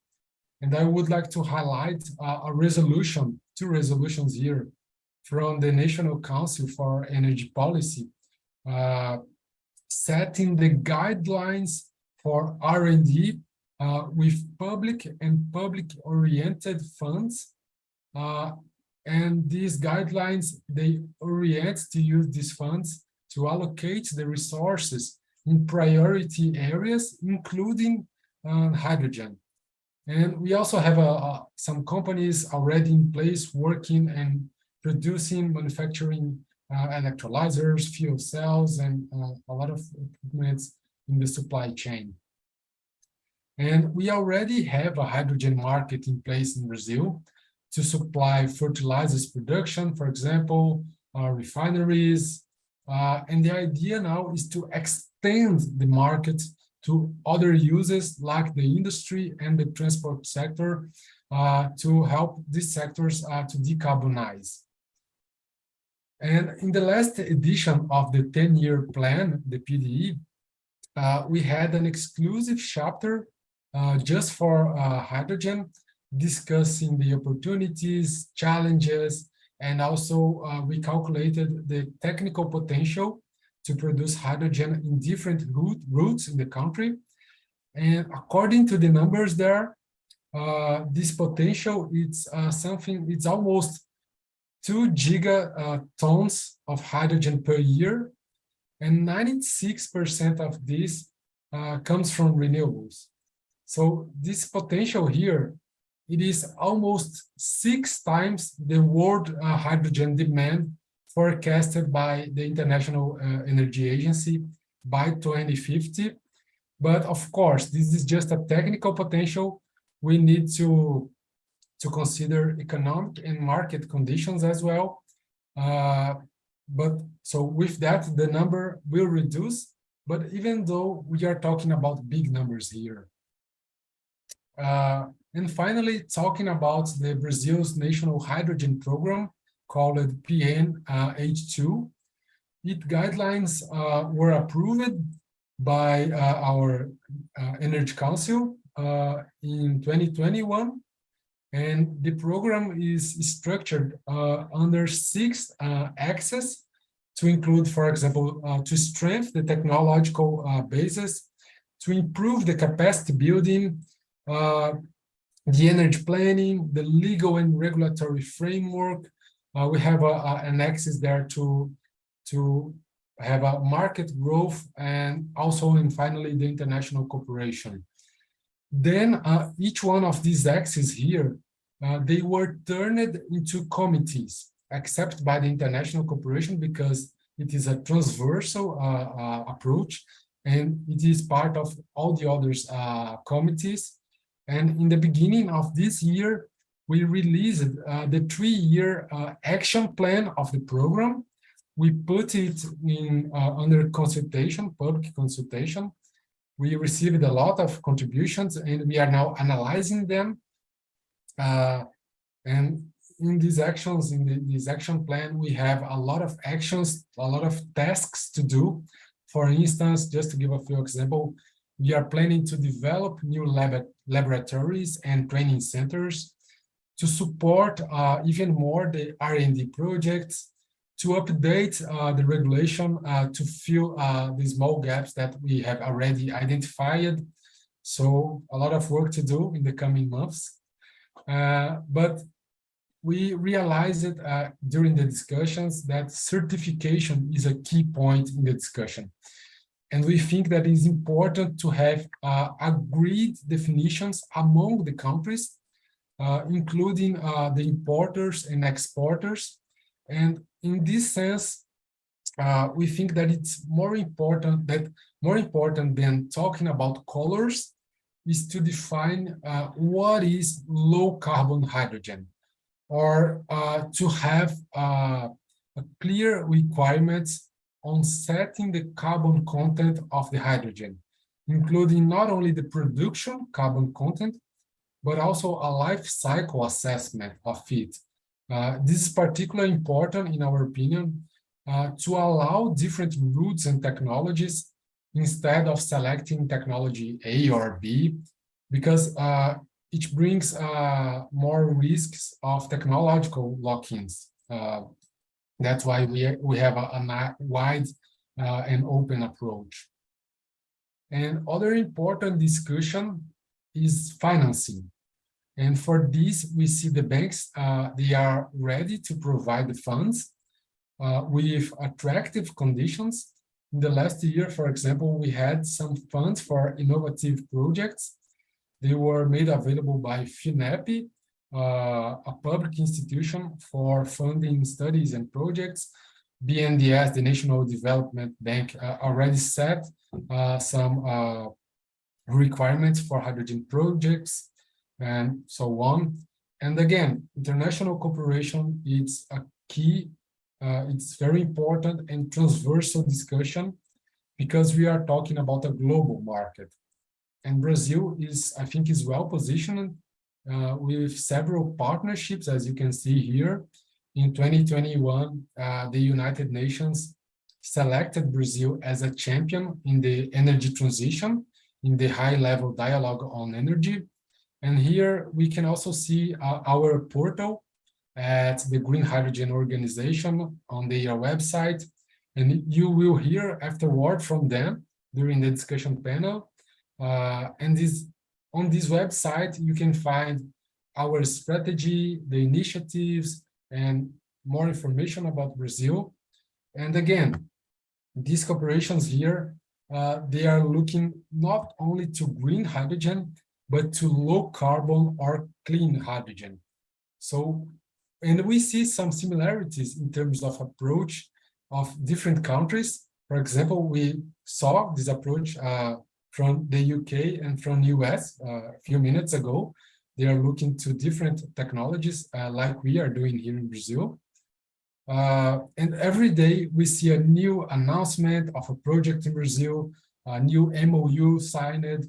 So we decided to launch a dashboard, a website on mapping all these initiatives in Brazil. You can see some of them in green here in the map. And in this dashboard, we also show the potential for producing hydrogen from different routes. Again, the link is here available. And also I have here the link for the PDE. As I mentioned, there's a chapter only for the hydrogen there, where you can see the methodology that we use it to calculate the potential here in this dashboard. And as I said, again, we are looking not only to electrolysis from solar and wind, but to any technology capable to provide low carbon hydrogen. Here are some examples of recent projects in Brazil using biomethane and ethanol, and because we have a great potential to produce biofuels as well. And this is just one more example of fuel cell buses in the state of São Paulo, here in Brazil. They have this kind of initiative since 2006. So it's not something recent. And they had upgraded this program during the years and with new phases since 2021. So a lot of interesting things are going on here. And again, just to emphasize the role of biofuels, in our opinion, this is not a matter of competing against electrolysis, but we think both routes can coexist and complement each other, because in the end of the day, the goal is to decarbonize, and all solutions are welcome for this. Here, one more example of this, we have Raizen. It is a joint venture between Cosan and Shell in Brazil, and they are producing biomethane from ethanol co-products and using this biomethane to produce green ammonia. And we can also use biofuels as sustainable aviation fuels, blending hydrogen or ammonia and biofuels and so on. So that's why all the initiatives and technologies are welcome. A few more examples of hydrogen production already in place in Brazil, from nuclear, for example, from hydro, some initiatives of the ports, the Raizen, as I said. These three here are the main ports in terms of hydrogen in Brazil nowadays. They are very engaged. They already signed several MOUs with companies. And if we sum up, if you put together all the investments that they announced until now, we are talking about more than $20 billion. So hydrogen is getting its momentum in Brazil. And we also see an opportunity in geological hydrogen, because, or it's also called white hydrogen, because there are some initial studies showing a good potential. But again, this is just to show why we are not focusing only in electrolysis, but in any route for low carbon hydrogen. But of course, if the market wants the green hydrogen from electrolysis, Brazil can also provide, because we have a great potential in solar, wind, hydrogen, hydropower plants, biomass, and so on, and in a very competitive way. Our matrix is already very renewable, and we are expanding even more the renewable power plants in Brazil, and they can be used to produce hydrogen in any route. So to summarize, we are strongly committed in developing a low carbon hydrogen economy in the country. The regulation is already in place. There are several companies producing and aiming to produce hydrogen in the country. And we are now trying to fill the small gaps in the regulation to incentivize new projects. And for this, technological neutrality is one of our key concerns, because we want to stimulate different technologies to make the most of the great potential that we have in renewables. Again, aiming to the decarbonization of the domestic and also domestic market, but also to support, to help other countries to decarbonize their economies, because we can act as a great export country in hydrogen and ammonia as well. So with that, thank you so much, and I'll be happy to have your questions afterwards. Thank you. Thank you so much, Mr. Gustavo, for your very extensive presentation. I want to start a Q&A session with an open question from the Q&A box from Ms. Adriana. To Gustavo, considering the base documents for the 2021 policy and with the evolution of the sector since then, do you foresee any updating of the H2 strategy in Brazil, especially considering that we have several competitors across the world, like the US, the Middle East, and Australia? So maybe you can share a bit of your view on that. Definitely, and thank you, Adriana, for your question. The answer is yes. That first document of the program, it was just the starting point of the discussion, because we used to say that the plan is live. We are constantly updating it.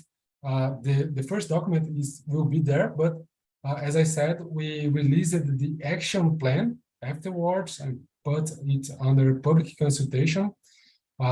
There you can see all the tasks that we are looking for. And after that, we will release the revised document of the action plan, including the contributions that were submitted during the public consultation. So you can expect new documents during in the next months, for example, to update our initial draft or initial plan that I mentioned. It was released last year. Thank you so much, Mr. Ponte, and I hope Ms. Adriana would be satisfied with your answer. Alternatively, Ms. Adriana, you can also stay tuned with Leader Associates Impact or follow Mr. Ponte on LinkedIn. And thank you so much, Mr. Ponte, for joining us and sharing the Brazil's current hydrogen strategy. And now let's come to our next presentation before the panel, highlighting the role of Panama as the green hydrogen hub for the Americas. Please join me to welcome Ms. Rosalina Lingo-Regis, Undersecretary, National Energy Secretary of Panama. Thank you very much, Molly, and thank you all.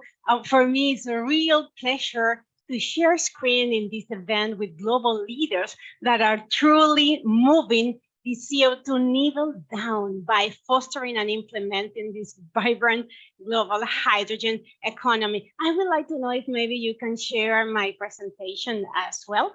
And in the next minutes, I'm going to present, I want to describe how the energy transition looks like in Panama and what's the role of green hydrogen and its derivative on it. So therefore, in the next slide, you can see that I will share a little bit of what are the enabling conditions to develop and implement the green hydrogen and derivative national strategy. What are its objectives, its access, what is Panama's potential, and the elements of what we call green hydrogen transformative hub. So in the next slide, you will see that as Panama is a carbon negative country. And we are convinced that if we want to enjoy water, ocean, forest, soil, fauna, and flora, we depend greatly on accelerating changes in the energy sector, harmonizing the creation of a just and inclusive conditions to allow sustainable economic growth. And for this reason, as you can see here, since 2020, Panama has approved its energy transition agenda, and that uses as cornerstone drivers the Sustainable Development Goals and the 4Ds concept: digitalization, decarbonization, decentralization, and decarbonization. And this national energy transition agenda is focusing by enabling non-conventional renewable energy, electromobility, distributed generation, energy efficiency, universal access to energy, modernization of the electricity transmission and distribution infrastructure, for sure green hydrogen, and digitalization as the stars of the transition, aiming to reduce at least to 2050, 60 million tons of CO2. And that's why green hydrogen and the derivatives are part of it. Actually, it represents the 95% of the total Panama emission reductions commitment for UNFCCC. And we are expecting that by 2050, the implementation of our national energy transition agenda will generate gains of around $44.5 billion US, and that's related to physical investment in infrastructure of around 22 billion US dollars, and also that will generate a lot of employment. And if we want to forecast up to 2050, it will generate a lot around 155 billion US dollars by 2050. And now, as you see here in this slide, during 21 and 22, Panama power generation have been above 80% of renewable energy in the interconnected grid system. And we can say that in 6 months, we were above 90% renewable, and in 3 months, we were above 90% renewable. And we are looking for more. For the next slide, also, you can see that Panama has a lot of interconnections. We have connectivity and multimodal services that converge in our country. We have the canal, we have aviation connectivity, we have interoceanic railways and land routes. And the 3% of the global commerce transits through the Panama Canal. But also, it's important to say that Panama connects more than 70 destinations and 31 countries in our aviation hub. And also, we have an international banking center with more than 62 banks. So that's why we see that there is a great opportunity for us to join the green hydrogen and derivative supply chain. But also, it's important to mention that Panama has something that we call Industrial Development Certificate, where the law stipulates that all industries that make investments in Panama for the production of anything may request an Industrial Development Certificate that recognizes the 40% of the first 3 years investments. And also, if we are talking about green hydrogen, we are talking about water use. So Panama has a vast hydrological patrimony that represents 0.1% of the superficial fresh water globally. And we are the country in Central America that have the highest level of precipitation, 7,000 liters per square meters. So as you can see in the next slides as well, after the evaluation and the analysis with the cooperation of the Inter-American Development Bank, the theoretical potential of green hydrogen production in Panama is around 40 million tons of green hydrogen up to 2040. In addition, we evaluate different routes in order to consider, as currently the Panama Canal is the place where the 29% of all the cargo that is passing with fossil fuels, what we expect in the future for green hydrogen. Well, for the 2030, we are expecting that at least 81 million tons of green hydrogen will pass through the Panama Canal, and for 2050, at least 190 million tons of green hydrogen. With this expectation, you can see in the next slide that we envision Panama as a regional green hydrogen valley, where Panama's geographical position, our Panama Canal infrastructure, maritime, logistic, communication, financial, and aviation hubs will add value for the development of a regional and global trade market where green hydrogen production meets in the more effective way the green hydrogen demand. So we see to consolidate ourselves as a regional hub of hubs, position Panama as the global route for green hydrogen and its derivatives in Latin America. But we are looking not only to produce green hydrogen, but also to import green hydrogen in order to supply clean fuels to the maritime sector, to the aviation sector, and also to develop a market for land transport, heavy-duty vehicles, and mainly as we connect all the different transport of cargo from Panama to Central America. And that's why last year, at the beginning of 22, we launched a green hydrogen and derivative roadmap. And now, well, this week, we are officially launching our green hydrogen and derivative strategy that have different goals that today I would like to share with you. For 2030, we are looking forward to offer 5% of the bunkering supply in Panama will come from green hydrogen and derivatives. And that's mean around 800,000 tons for that year. And we want to produce locally 500,000 tons of green hydrogen in 2030. But for 2040, the 30% of the bunkering supply that Panama will offer will come from green hydrogen and derivatives. And also we are aiming to produce 2 million tons of green hydrogen and derivatives. As well, we want to produce clean fuel for the aviation sector. And that includes not only kerosene, but SAF, other type of SAF as well.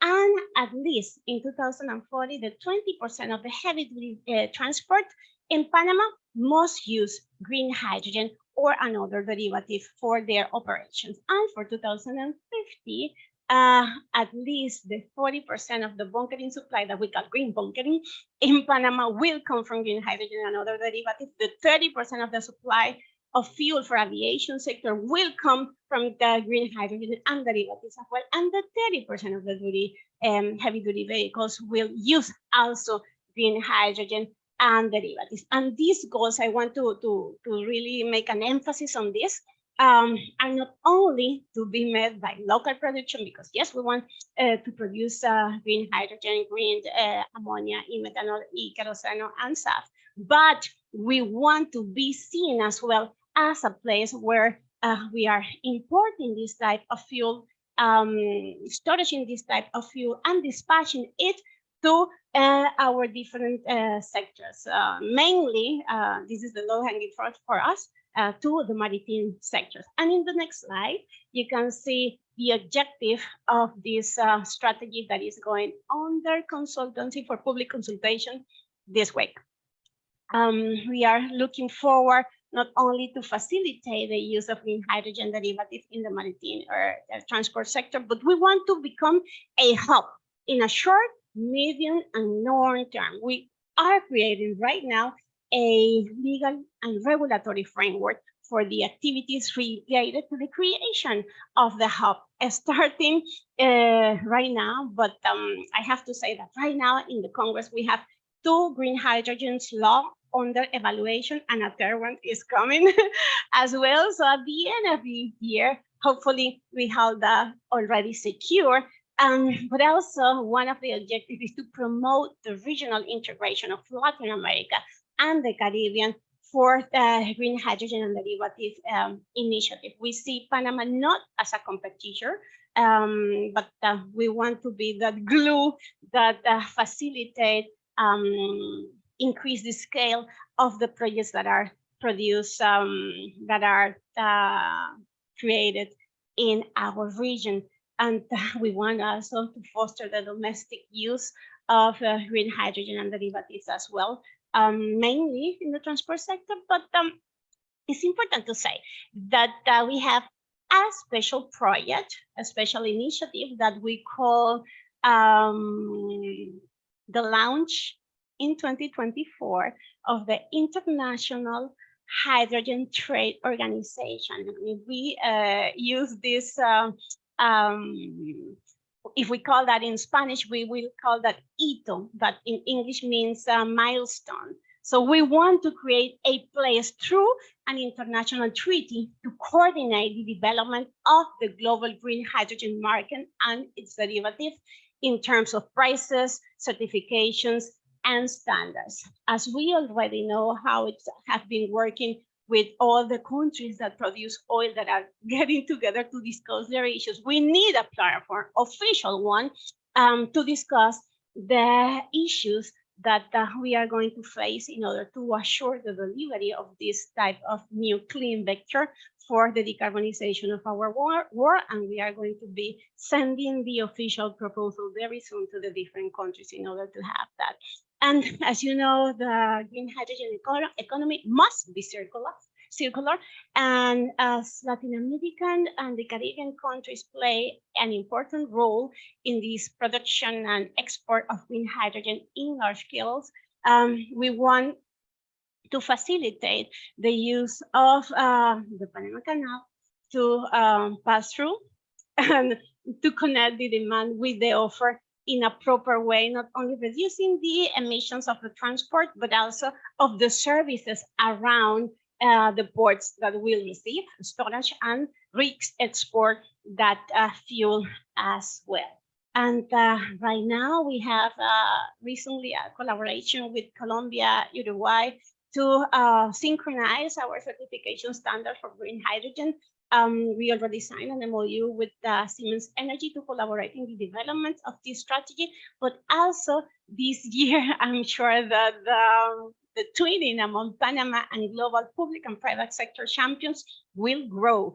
As an example, Panama is part of the Clean Marine Hubs initiative, which is ambitious and effective platform to bring together public and private sectors across the entire maritime and shipping sectors, with the aim to accelerate the deployment of transport fuels with low life cycle emissions via maritime. But we strongly believe that this is one of the best examples on how different countries and regions in the world can work together regardless the different economics and scenarios to tackle the main challenge of our time, climate change. But yes, and we want to use the lesson learned and best practice to overcome not only the errors of the past, but to assure that the disruption of the technology and the currently higher prices of the green hydrogen are not becoming a barrier to develop clearly this market. And right now, as I mentioned before, we are working on our legal framework, and in that legal framework, we are going to officially create the green hydrogen free zones to produce, to storage, and invest on infrastructure to dispatch green hydrogen to the different ships, vessels, and the aviation sector as well. But also, we are providing the same incentive that we provide already to the renewable energy in Panama since 20 years to the construction or implementation of any initiative that is related with the green hydrogen and or the derivative. We are also working to consolidate our regional approach to assure that our country sees Panama as a place to bring their hydrogen as well. And therefore, we need a lot of capacity building, and that's why we are creating a Sustainable Energy Transition Center to do capacity building research and development, mainly focus on green hydrogen. And as you can see here, this is how we think that the Panama hub will look like. Those are the different elements around the areas of the Panama Canal.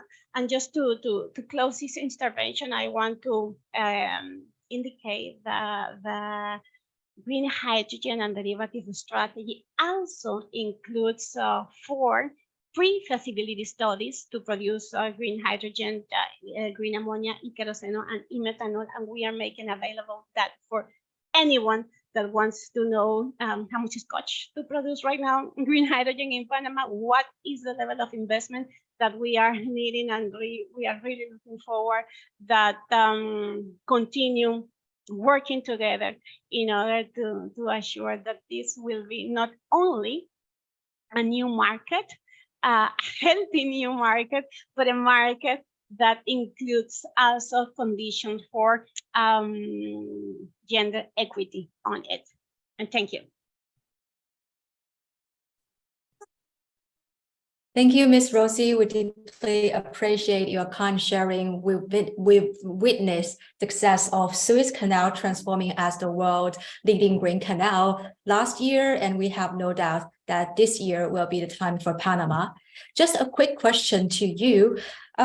What do you think are the priorities that the investors need to look into right now? Yes, for Panama, the main priority right now is to not only accelerate the investment on the production. I have to say that the first green hydrogen molecule, we want to see it in 2025 here in our country. But we see that we need also to accelerate the storage facilities in order to facilitate the conversion of some infrastructure that we already had when we were doing a refinery in Panama that is not in use anymore. So that's like the low-hanging fruit of investment, that because it's very near to the Panama Canal, the facility have to be converted, but it's very linked with the already undergoing projects that are happening in Panama.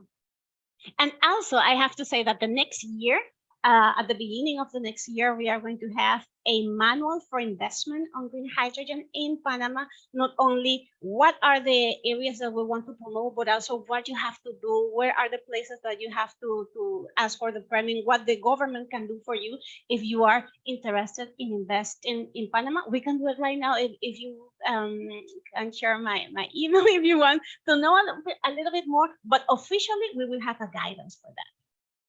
Yes, thank you so much, Ms. Rosalina. The message is well received. And now, Thank you. Let's welcome the members. Thank you. And now let's welcome the members of our International Trade Panel on stage. First, I would like to introduce Mr. Laurent Antony, Executive Director for the International Partnership for Hydrogen and Fuel Cell in the Economy on stage.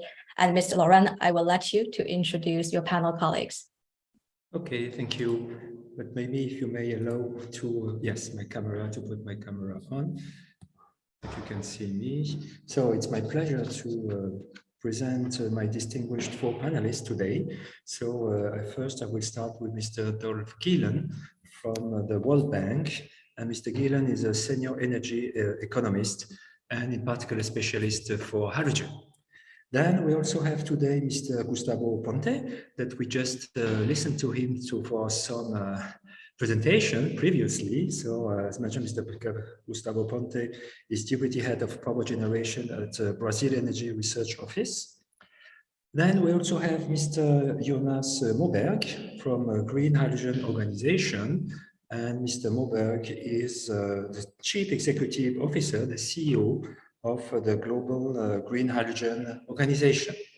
And finally, we also have Mr. Stefan Kaufmann from ThyssenKrupp. And so Mr. Kaufmann is the Hydrogen Executive Advisor to the ThyssenKrupp board, which is a German steelmaker. So I'm very happy to have the opportunity to moderate that session. And I would say that due to some delay, we will hope that we may have some additional time as we will try to finish at 5:10 or 4. So if you may have 10 additional minutes regarding the original schedule. So maybe as we shorten a little the discussion, I may ask to each of you some generic questions and then some more specific ones. But I know that Mr. Gillen has some time constraint to take a plane. So if you don't mind, I will start with you, Mr. Gillen. And as we also have listened this afternoon, I would say we really want to create a global hydrogen market. But to create this hydrogen market, we need really to create confidence, and to create confidence either for the investors, but also for the supply chain, for the demand chain. And we also have noticed this afternoon that there are many projects all over the world. But if we look at the real final investment decisions, the FIDs, as reported by the IEA, it's between 5 and 10% of the announced projects. And so one generic question is, how can we increase the share of these FIDs, and what are the main barriers to create a global hydrogen market? And then I will also add, as World Bank, creating a hydrogen market will need huge public and private investments for producing, transporting, developing, and adapting industrial processes to consume this clean hydrogen. So how can the World Bank also contribute to develop and to support these investments, and in particular also how helping new engaging countries to be part of the play? Please, Mr. Gillen. A great pleasure to join for this discussion today. As you say, I mean, last year the investments in clean hydrogen were about 6 billion. Long term, we need to go to a level of 1 trillion per year. So we have some upscaling to do in the coming years. This is a very capital intensive industry. 1 million ton of hydrogen per year is an investment of $30 billion. So the investment and financing part is really critical in the total picture. And I think there are 2 elements that jump out where currently attention is focused. One is how do we de-risk offtake in terms of volume and in terms of prices. So you need a long-term perspective, not only for a year, but maybe 10, 20, maybe even 30 years with a reasonable visibility on prices. That is a critical part. And today's, say, green hydrogen production is still maybe twice as expensive as regular hydrogen. So who picks up the tab for that? And the second part is today there is no market for clean hydrogen, and the hydrogen molecule itself, of course, doesn't show how the hydrogen has been produced. And same for the hydrogen derivatives, ammonia or clean steel, etc. So the standards and certification system is critical to make sure that you really get what you pay for if you want a clean product. And so there's a lot of attention focus there. Now, in the developed world, the subsidies for hydrogen, we looked at the numbers. I mean, ballpark, we're talking 100 to 150 billion in subsidies. It's a massive subsidy push from the government side. And for sure, that will help to establish a large number of projects, but we don't have the same mechanisms in place for developing countries. So there we need to think how we do that moving forward. Of course, a number of projects will be subsidized through existing mechanisms such as H2 Global, etc. But that's still relatively small volumes. So we need really to develop a market. We need maybe deployment standards for clean hydrogen that push that market going forward. So that's an area where we're currently focusing a lot. The other thing we do from the bank side is by joining in these projects, and by asking critical questions, we provide some confidence to investors, and that can help to reduce the cost of capital, which is of course critical for these projects going forward. And a final point, we get also a lot of questions from the government side on the socioeconomics of these projects. So hydrogen is not a purpose by itself. You have to look, how do you create jobs through this? How do you create economic activity through this? And probably that means either upstream or downstream activity. So either you go into equipment manufacturing or you go into hydrogen derivatives. And we see a lot of interesting opportunities there. I'll stop there. Thank you very much. Okay, thank you very much, Mr. Dillon, for these very interesting remarks. And maybe what is, as you mentioned, to develop this market, of course, we need investment, we need support, and World Bank can contribute to that. But you were mentioning one of the key points is also to ensure that we have a robust legislation in order to create that confidence to the off-takers and to suppliers. So this gives me the good opportunity to pass over to Mr. Moberg, as a green hydrogen organization, is also dealing with that. As we said that maybe Mr. Moberg, maybe the same question as we say, what are the main barriers to increase the share of these FIDs? And in particular, what are the main actions to be done regarding regulations? How do you see that? Can you please elaborate on the priorities in terms of regulation, code standards, and from your perspective, what are the main actors to be involved in this process? Well, thank you very much, Laurent, and everyone. And it's great to have the opportunity to address the topic. Look, I think the first thing to say is I agree with everything that Dolph says. So I'll just try to fill in a couple of gaps in what he identified in the long list.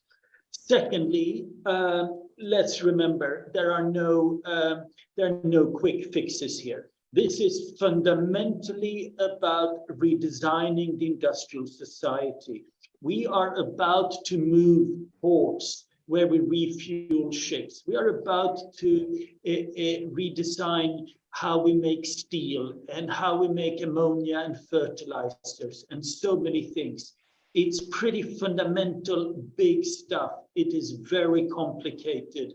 And so let's not underestimate the size of this transformation. And let's not underestimate the fact that there are key barriers all along the chain here, from the building of these things to trading, transporting, storing, to the actual use end. In terms of regulation and so on, of course, as Dov says, it is critically important that we have good regulation. As part of that, of course, Laurent, maybe you should comment yourself, because the IPHE has, of course, the organization you represent, has not a standard, but it has, of course, a methodology for how we calculate emissions. And one of the good news is that we have that methodology for production. We now need it for the whole supply chain. And then others, like myself, coming from the green hydrogen standard, can come in and start to deploy that methodology. One of the biggest threats is that there are efforts here, as we heard from Gustavo and others, to legitimize hydrogen with still relatively high levels of carbon emissions. So having regulations and standards in place that gives premium to genuine low carbon, either if it is through gas, it must have virtually no leakage and very high capture rates. It is not going to take us on a 1.5 degree pathway otherwise. This is very, very important. And efforts to create pathways for hydrogen with several kilos of emissions will undermine the renewable green hydrogen. So that is one particular area. Let me just also say, Laurent, that in terms of making this happen in developing countries, in emerging economies, I think the presentation we heard from Panama is excellent. And we must now, of course, work together with Dolph and his team and many others to support the governments in making sure that they have a wider enabling environment. And that's why we work together with 7 law firms and have produced good guidance on what a pricing clause in offtake agreements look like, on how we make sure that these big projects truly generate jobs and things in country, so that you have the appropriate community engagement. There are many different areas which these laws need to cover. Fundamentally, Laurent, my last point is those laws need to make sure, of course, that it creates a responsible, long-term, stable investment climate that creates a fiscal regime that means that the governments can compete with investments elsewhere, while at the same time generate income to that country in the long term. And that is a hard, as we're trying to ratchet up, going from virtually nil of these projects to many, that is a hard challenge and a hard balance to get right that we must all work together on. When it comes to the actual industrial processes and so on, I think Stefan is a much better contributor than I am. Thank you. Thank you very much, Jonas, for your insights. And then, as you mentioned, yes, regarding the usage of hydrogen, Mr. Kaufman, Stefan Kaufman will be much better in order to explain us. Usually, yes, we say what is important is to put in place gigawatts of hydrogen, of electrolyzers, to produce massively hydrogen so that to decrease cost. But in fact, and this is something I would like to hear from Mr. Kaufman as an off-taker, is finally the demand, not the main critical issue that you have to solve. And this means that to create confidence to the off-takers to sign long-term contracts, as mentioned before, 10, 20, or 30 years by Dolph previously, to sign these contracts to purchase this clean hydrogen. What is the point of view, in particular, I would say, regarding this new industry of steel making using new process using this clean hydrogen? Please, Mr. Kaufman. And good afternoon, Laurent, and all participants. So at first I have to say sorry that I have to leave sharply at 5 because I have to sit on a panel physically in Berlin, another building 10 minutes away. So really sorry for that. Yes, thank you for addressing me and what ThyssenKrupp is doing, and to say that we are part of the problem as off-taker of green hydrogen, now producing 20 million tons of CO2, but we are also part of the solutions because we are not only producing steel and CO2 emissions, we are also one of the big manufacturers worldwide for electrolyzers, alkalic electrolyzers. So building, for example, the NEOM electrolyzer with 2 gigawatt together with our products. And we are also building the biggest ammonia plants in the world together with ThyssenKrupp Uhde. So we are also part of the solution in this big green hydrogen value chain. But today, indeed, it's my role is to talk about ThyssenKrupp Steel and what we are doing on the off-taker side. We're producing 12 million tons of steel a year right now with 4 blast furnaces, and we decided to replace the first of these 4 blast furnaces by a direct reduction plant. The agreement was signed 2 weeks ago with an investment of 2.3 billion euro. The aim is to produce, starting from 26, 27 latest, 1/4 of the steel, not gray, but green. And that's why we have a really concrete demand starting from 27 of 150,000 tons of green hydrogen a year at a steel plant in Duisburg. And indeed, we are looking since more than 1 or 2 years now for the supply side, talking to Shell, to BP, to Equinor, to some other of the big producers. But at the end, you need security for the investment. You talk about 10 or 20 years agreement. So the suppliers want to sign us 10-year fixed prices, which is nearly impossible for the moment. Nobody knows about the price development. So that is one of the key points. The next key point is the infrastructure. For sure, we have to have the pipelines from Rotterdam, from Wilhelmshaven. We have to see 2 Duisburg plant ready in 27. So that is the second thing. And that is one of the biggest challenges also for the ramp up of the hydrogen economy, that we have maybe a lot of off-takers and ideas and hydrogen valleys, but we don't have the infrastructure ready right now. So in Germany, we have a lot of natural gas pipelines. We may reuse for hydrogen, but it's not done yet. And we can't do it from one day on the other. So we have to work on these hydrogen infrastructures. And that is indeed a very important task of the government at the end. All these big projects, by the way, are not done by the industry alone. In this first stage, we need a partnership between industry and government. We need governmental support. Also, our direct reduction plan is funded by the state of the, not Rhine-Westphalia, but also by the federal state. So that's why we have to start now and to look for the supply side and also for the infrastructure side. And that's a big challenge, that I can say. Thank you very much, Stefan, for your insight. Yes, as an off-taker, as you mentioned, yes, to have hydrogen is something, but to produce is one thing, but you need to have infrastructure to get this hydrogen up to your plant. And this needs a private investments. Thank you very much. But then as we have the point of view of off-takers, maybe we can now interview Mr. Gustavo Ponte to how do you react as, I would say, supplier to all the demand just described by Mr. Kaufmann? How do you see that? How will you manage to find solutions? You, in particular, Brazil, which might be an exporter country. Thank you, Laurent, and good morning from Brazil, or good afternoon, depending where you are. It's a pleasure to join you, Mr. Dove, Mr. Jonas, Dr. Stefan, to share experiences here.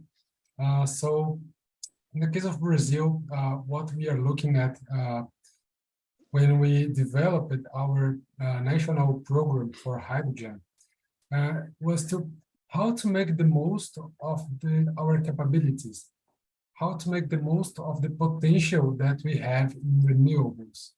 So we now have solar and wind growing very, very fast here.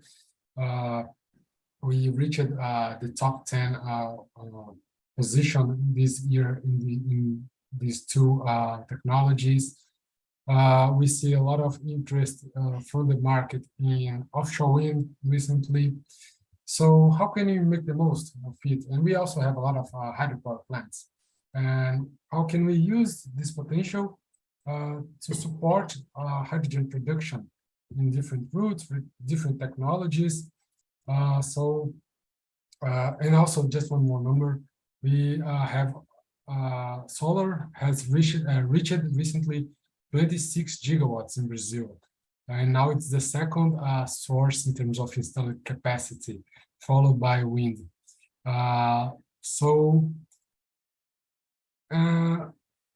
We see a huge interest from the developers, not only in generating electricity, but also in producing hydrogen. And how can we unlock this potential? First of all, we see that there is already a hydrogen market in place in Brazil, but it's mostly dedicated for fertilizers production, for refineries consumption. So now we are moving or bringing new actors, new players to the sector that are aiming to decarbonize, like for example, the steel production. So we are trying to see what are the gaps that are needed to fill in the regulation, and how can we support other countries as well. Because when we look at other countries, what they are doing, we see similar approaches like ours, as I said in my presentation before. But we also see the need for better alignment between requirements. For example, we are trying to make the most of what the European Commission are requiring and what we can provide.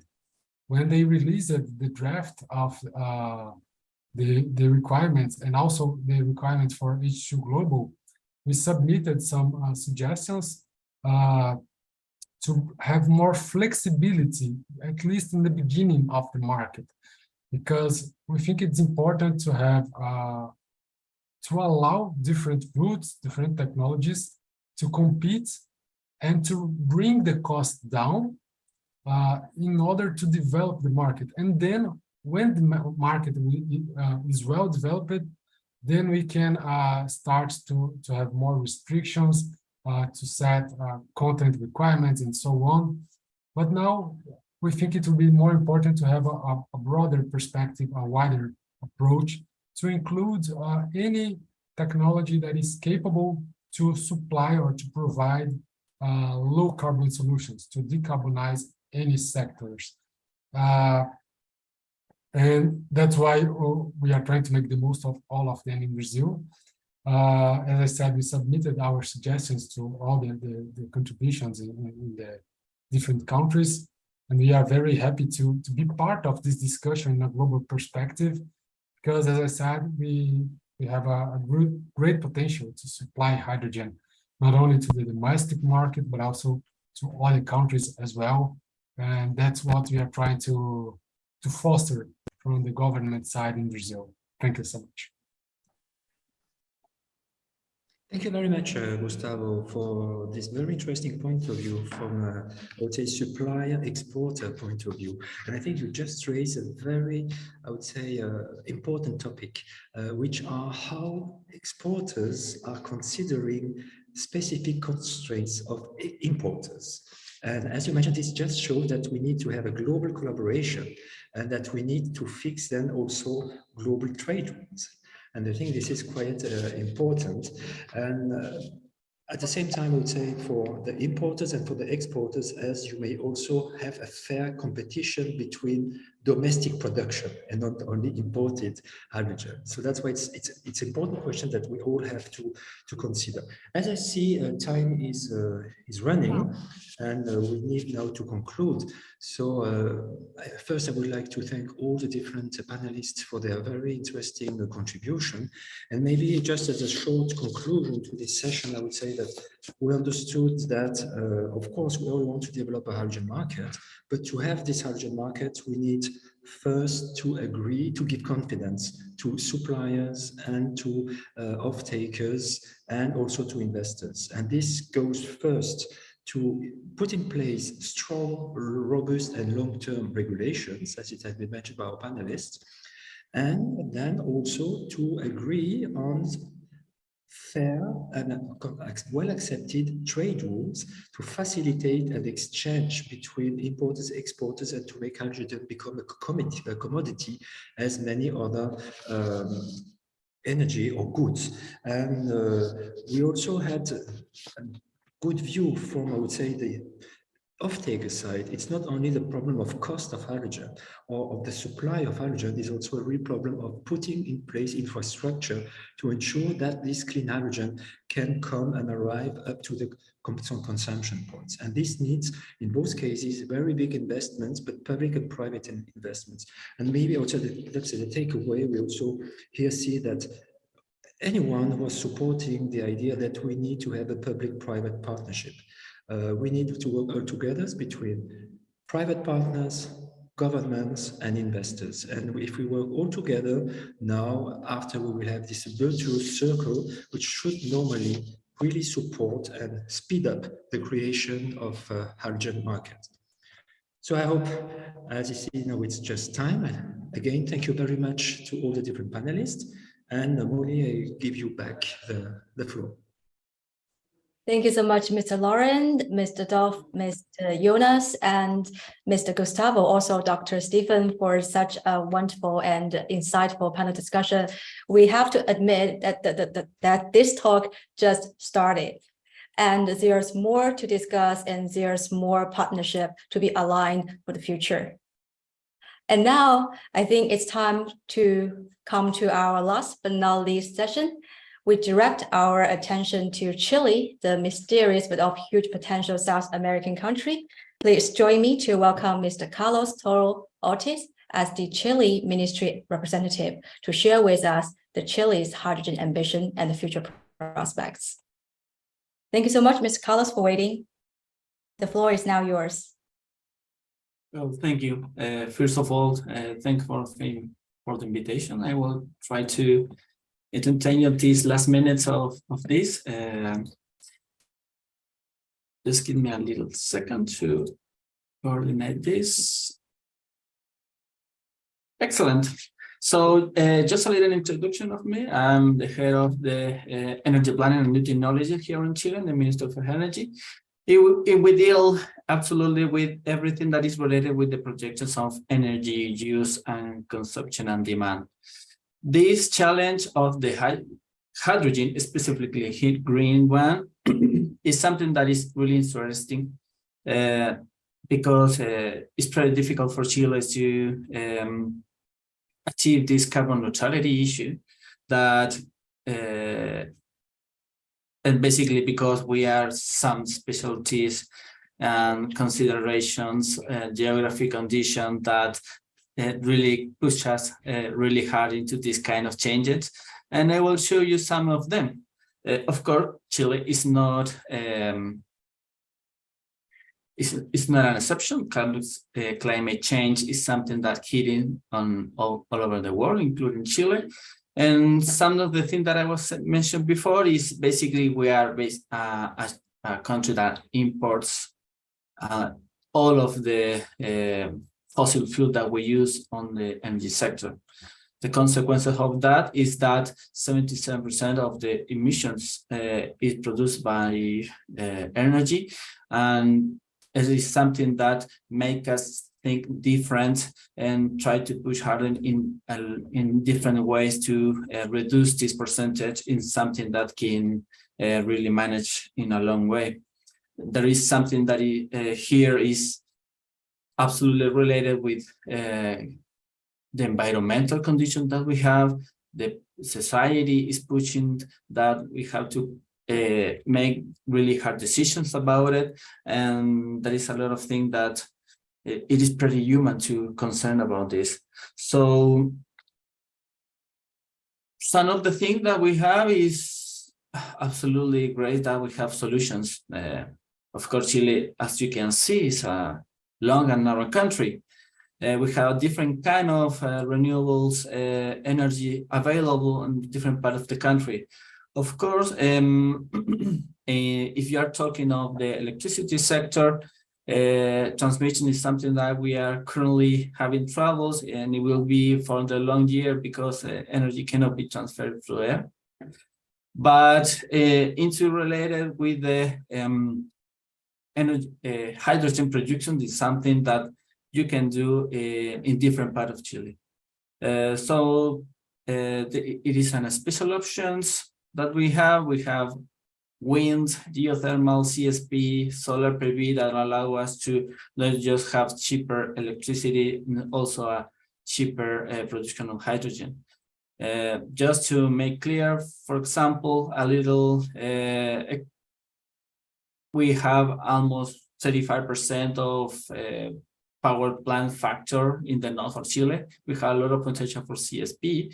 Even in the south in Magallanes, the green one that you see on the right, we almost have 60 to 70% of factor plant on wind, even offshore or on the land. So there is a lot of things that you can do there. You have opportunities everywhere. And there is also a space that is pretty clear for Chile that to produce, not just to reduce the emissions, to consider these environmental, social, and territorial conceptions to make it more available to everyone. Is also we have the resources to do it. So some of the things that maybe you don't know about Chile that I mentioned before, our energy production is pretty cheap. There is more available. We have a lot of possibilities here to produce, to have cheap energy along all over the country. Some of the challenges that we have here is not just to produce this energy, it's just to use it into the side of demands, that is in the south. So the things that is important here is that we have big opportunities. We are working pretty fine on these transformations, and we would like to keeping harder to really achieve these goals. But a little bit of history, Chile is not always the green one here in Latin America. A couple of years ago, we rely a lot of fossil fuels. But that changed by 2013, 2014, where Aloya started up this business, those renewable business, and all the enterprise believing on it. Even they realized that is not just something that is a lot that push and have a stick on the market. It's basically is cost efficient, and they realized from that time, and there is no way to stop it here. Just to complement this, that is something that we had to realize. In 2019, we have an agreement with the enterprises have coal power plants. So with this, as a next to really achieve the decarbonization of the electrical sector is something that is really important for us. This agreement that between these enterprises and the government is the act. It is the key to really just achieve this environmental commitment that we have over carbon neutrality. Is also to clean the electrical sector, and it is key also to produce green hydrogen that we are focused on.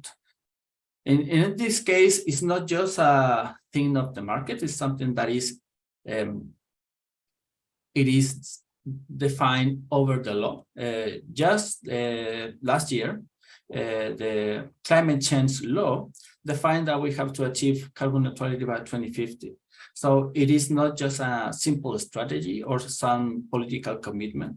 It is the law that we have to achieve, and every sector is responsible for it. In this case, energy, it is the main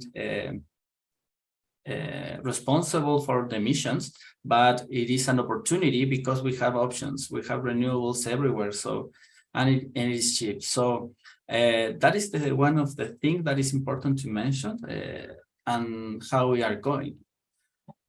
Carbon neutrality is something that it is agreement that all over a lot of countries has it, isn't it?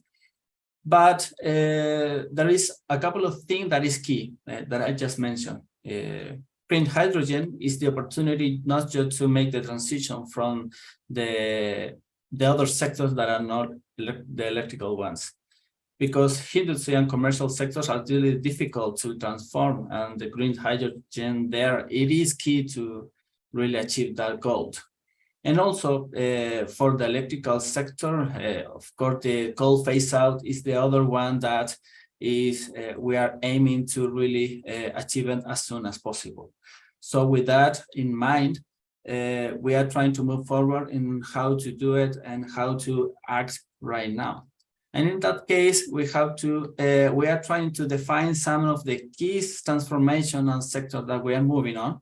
And of course, is cargo motor use related with the industry and the mining that is so important in the north of our country. It's also to try to make some movements into the regulatory process that's trying to combine the gas that we use on the pipelines to the normal distribution. So we are trying to push the local demand into the use of this as a starting point, but we are absolutely know that the export business, the export market, it is a big step in the next years. So the National Green Strategy that is published in 2020, they have these three main goals, but you have to achieve, we are trying to achieve by 2025. The first one is to invest $5 billion into in different projects in the country, 5 gigawatts in capacity and under construction, 200 kilotons of every year of hydrogen. Of course, we are getting advanced on this. By November, we launched this strategy, but in March 2023, we also have more than 20 projects that will specify later. These projects are in different regions of the country, but are really localized in the north and in the south. Some concept that is important for us because is the clean energy market, also like the electrician one, is pretty open. We are as a country, we are trying to push and make it easy for the investor that is putting this effort and money here in Chile. We have no intention of putting harder. We are trying to make a lot of effort and just make it easy this way. It is not a responsibility for the energy sector. It's absolutely commitment with the local authority, with the other kind of ministry and states of permits, so they know what to do when they achieve these kind of projects. What are the things that we have to make easy for them, and to make the rules for everyone pretty clear, and try to define so everyone can know their own spaces here. So in this case, by 2023, just to show you how we are evolving in this, we have over 40 projects in development in 2023, and just a couple of months ago, our first hydrogen production, it was open in Magallanes. There is a lot of projects there. As you can see,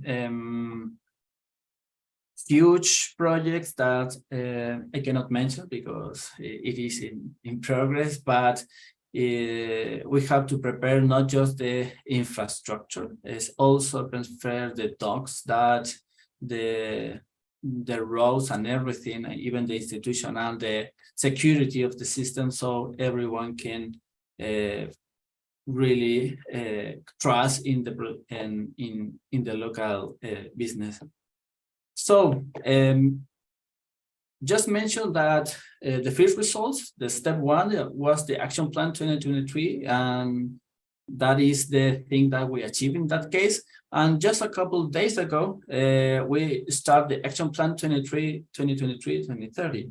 What is the purpose of this? Is just to realize to the other companies that have some doubts about it, and try to define the to invite them to the ministry, make some roundtable, define what are the opportunities in Chile, try to define what they see on this market, and try to make a connection with enterprises that not just from Chile, from outside also, and define what are the routes, how they see to just improve not just the export of this, is also the local demand. So there will be a lot of roundtables with the industry, with the citizens in general, and trying to define the next action plan that will push harder into the next year. Some of the things that I would like to mention here is that this action plan is, we thinking as the same and another policy that we have to update it, because this hydrogen market is pretty dynamic. So in that way, we prepare ourselves to really update this in several times. We are planning every 2 years to make to understand what the enterprises, what the citizens are understanding about this development, so we can move more precisely on regulation or policy that should be made or even founded. So with the step 2, we are trying to not just to impulse this local demand in a pretty strong way, is also to define the opportunity for the next participation on markets, on the international markets. So with that, I would like to point out just 4 slides, and basically we have a lot of conditions for the green hydrogen production specifically, and also the define that we have a goal of carbon neutrality that is low. So this is something that we like to get pretty clear. We have an opportunity of market of, but it's also a commitment to insight, especially because we are absolutely under the movement of the external market, especially that we see in Ukraine. That is, so the commitment to really make us more independent of the use of fuels, it is something that we are. It is important for us, and of course, the 3 main points about the development here is not just to generate the local demand and balancing of territorial and social compatibility. Of course, that is a point that is really important for us. Of course, it is normal on every project of to be closer with the society, understand their needs and what they are, in their opinion, is something that it is a lot of work, but just you are with that way, you are ensuring that these investments on the territory will be realized. They will be okay at the end of the programming of the calendar, for example, because everyone knows that this kind of problem is something really important to consider into the on the development of any project. And of course, we have to promote this together with the land, and sustainable development is something that is important that we are pushing harder into defining the guides, not just for the energy sector, for everyone. And of course, that is a resume of what I said.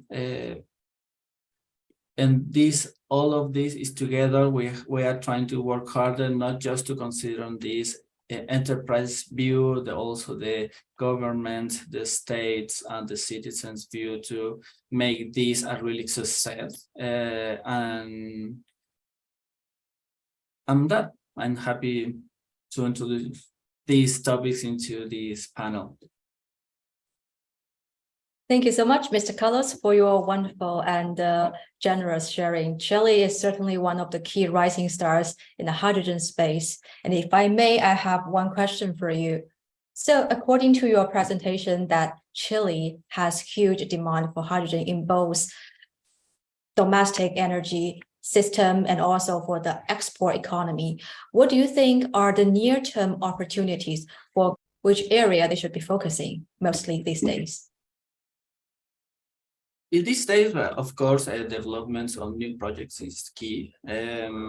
We understand that maybe there is different steps from now to develop, and the first step maybe ammonia. There is already an ammonia market here in Chile, so it is pretty easy to advance from there.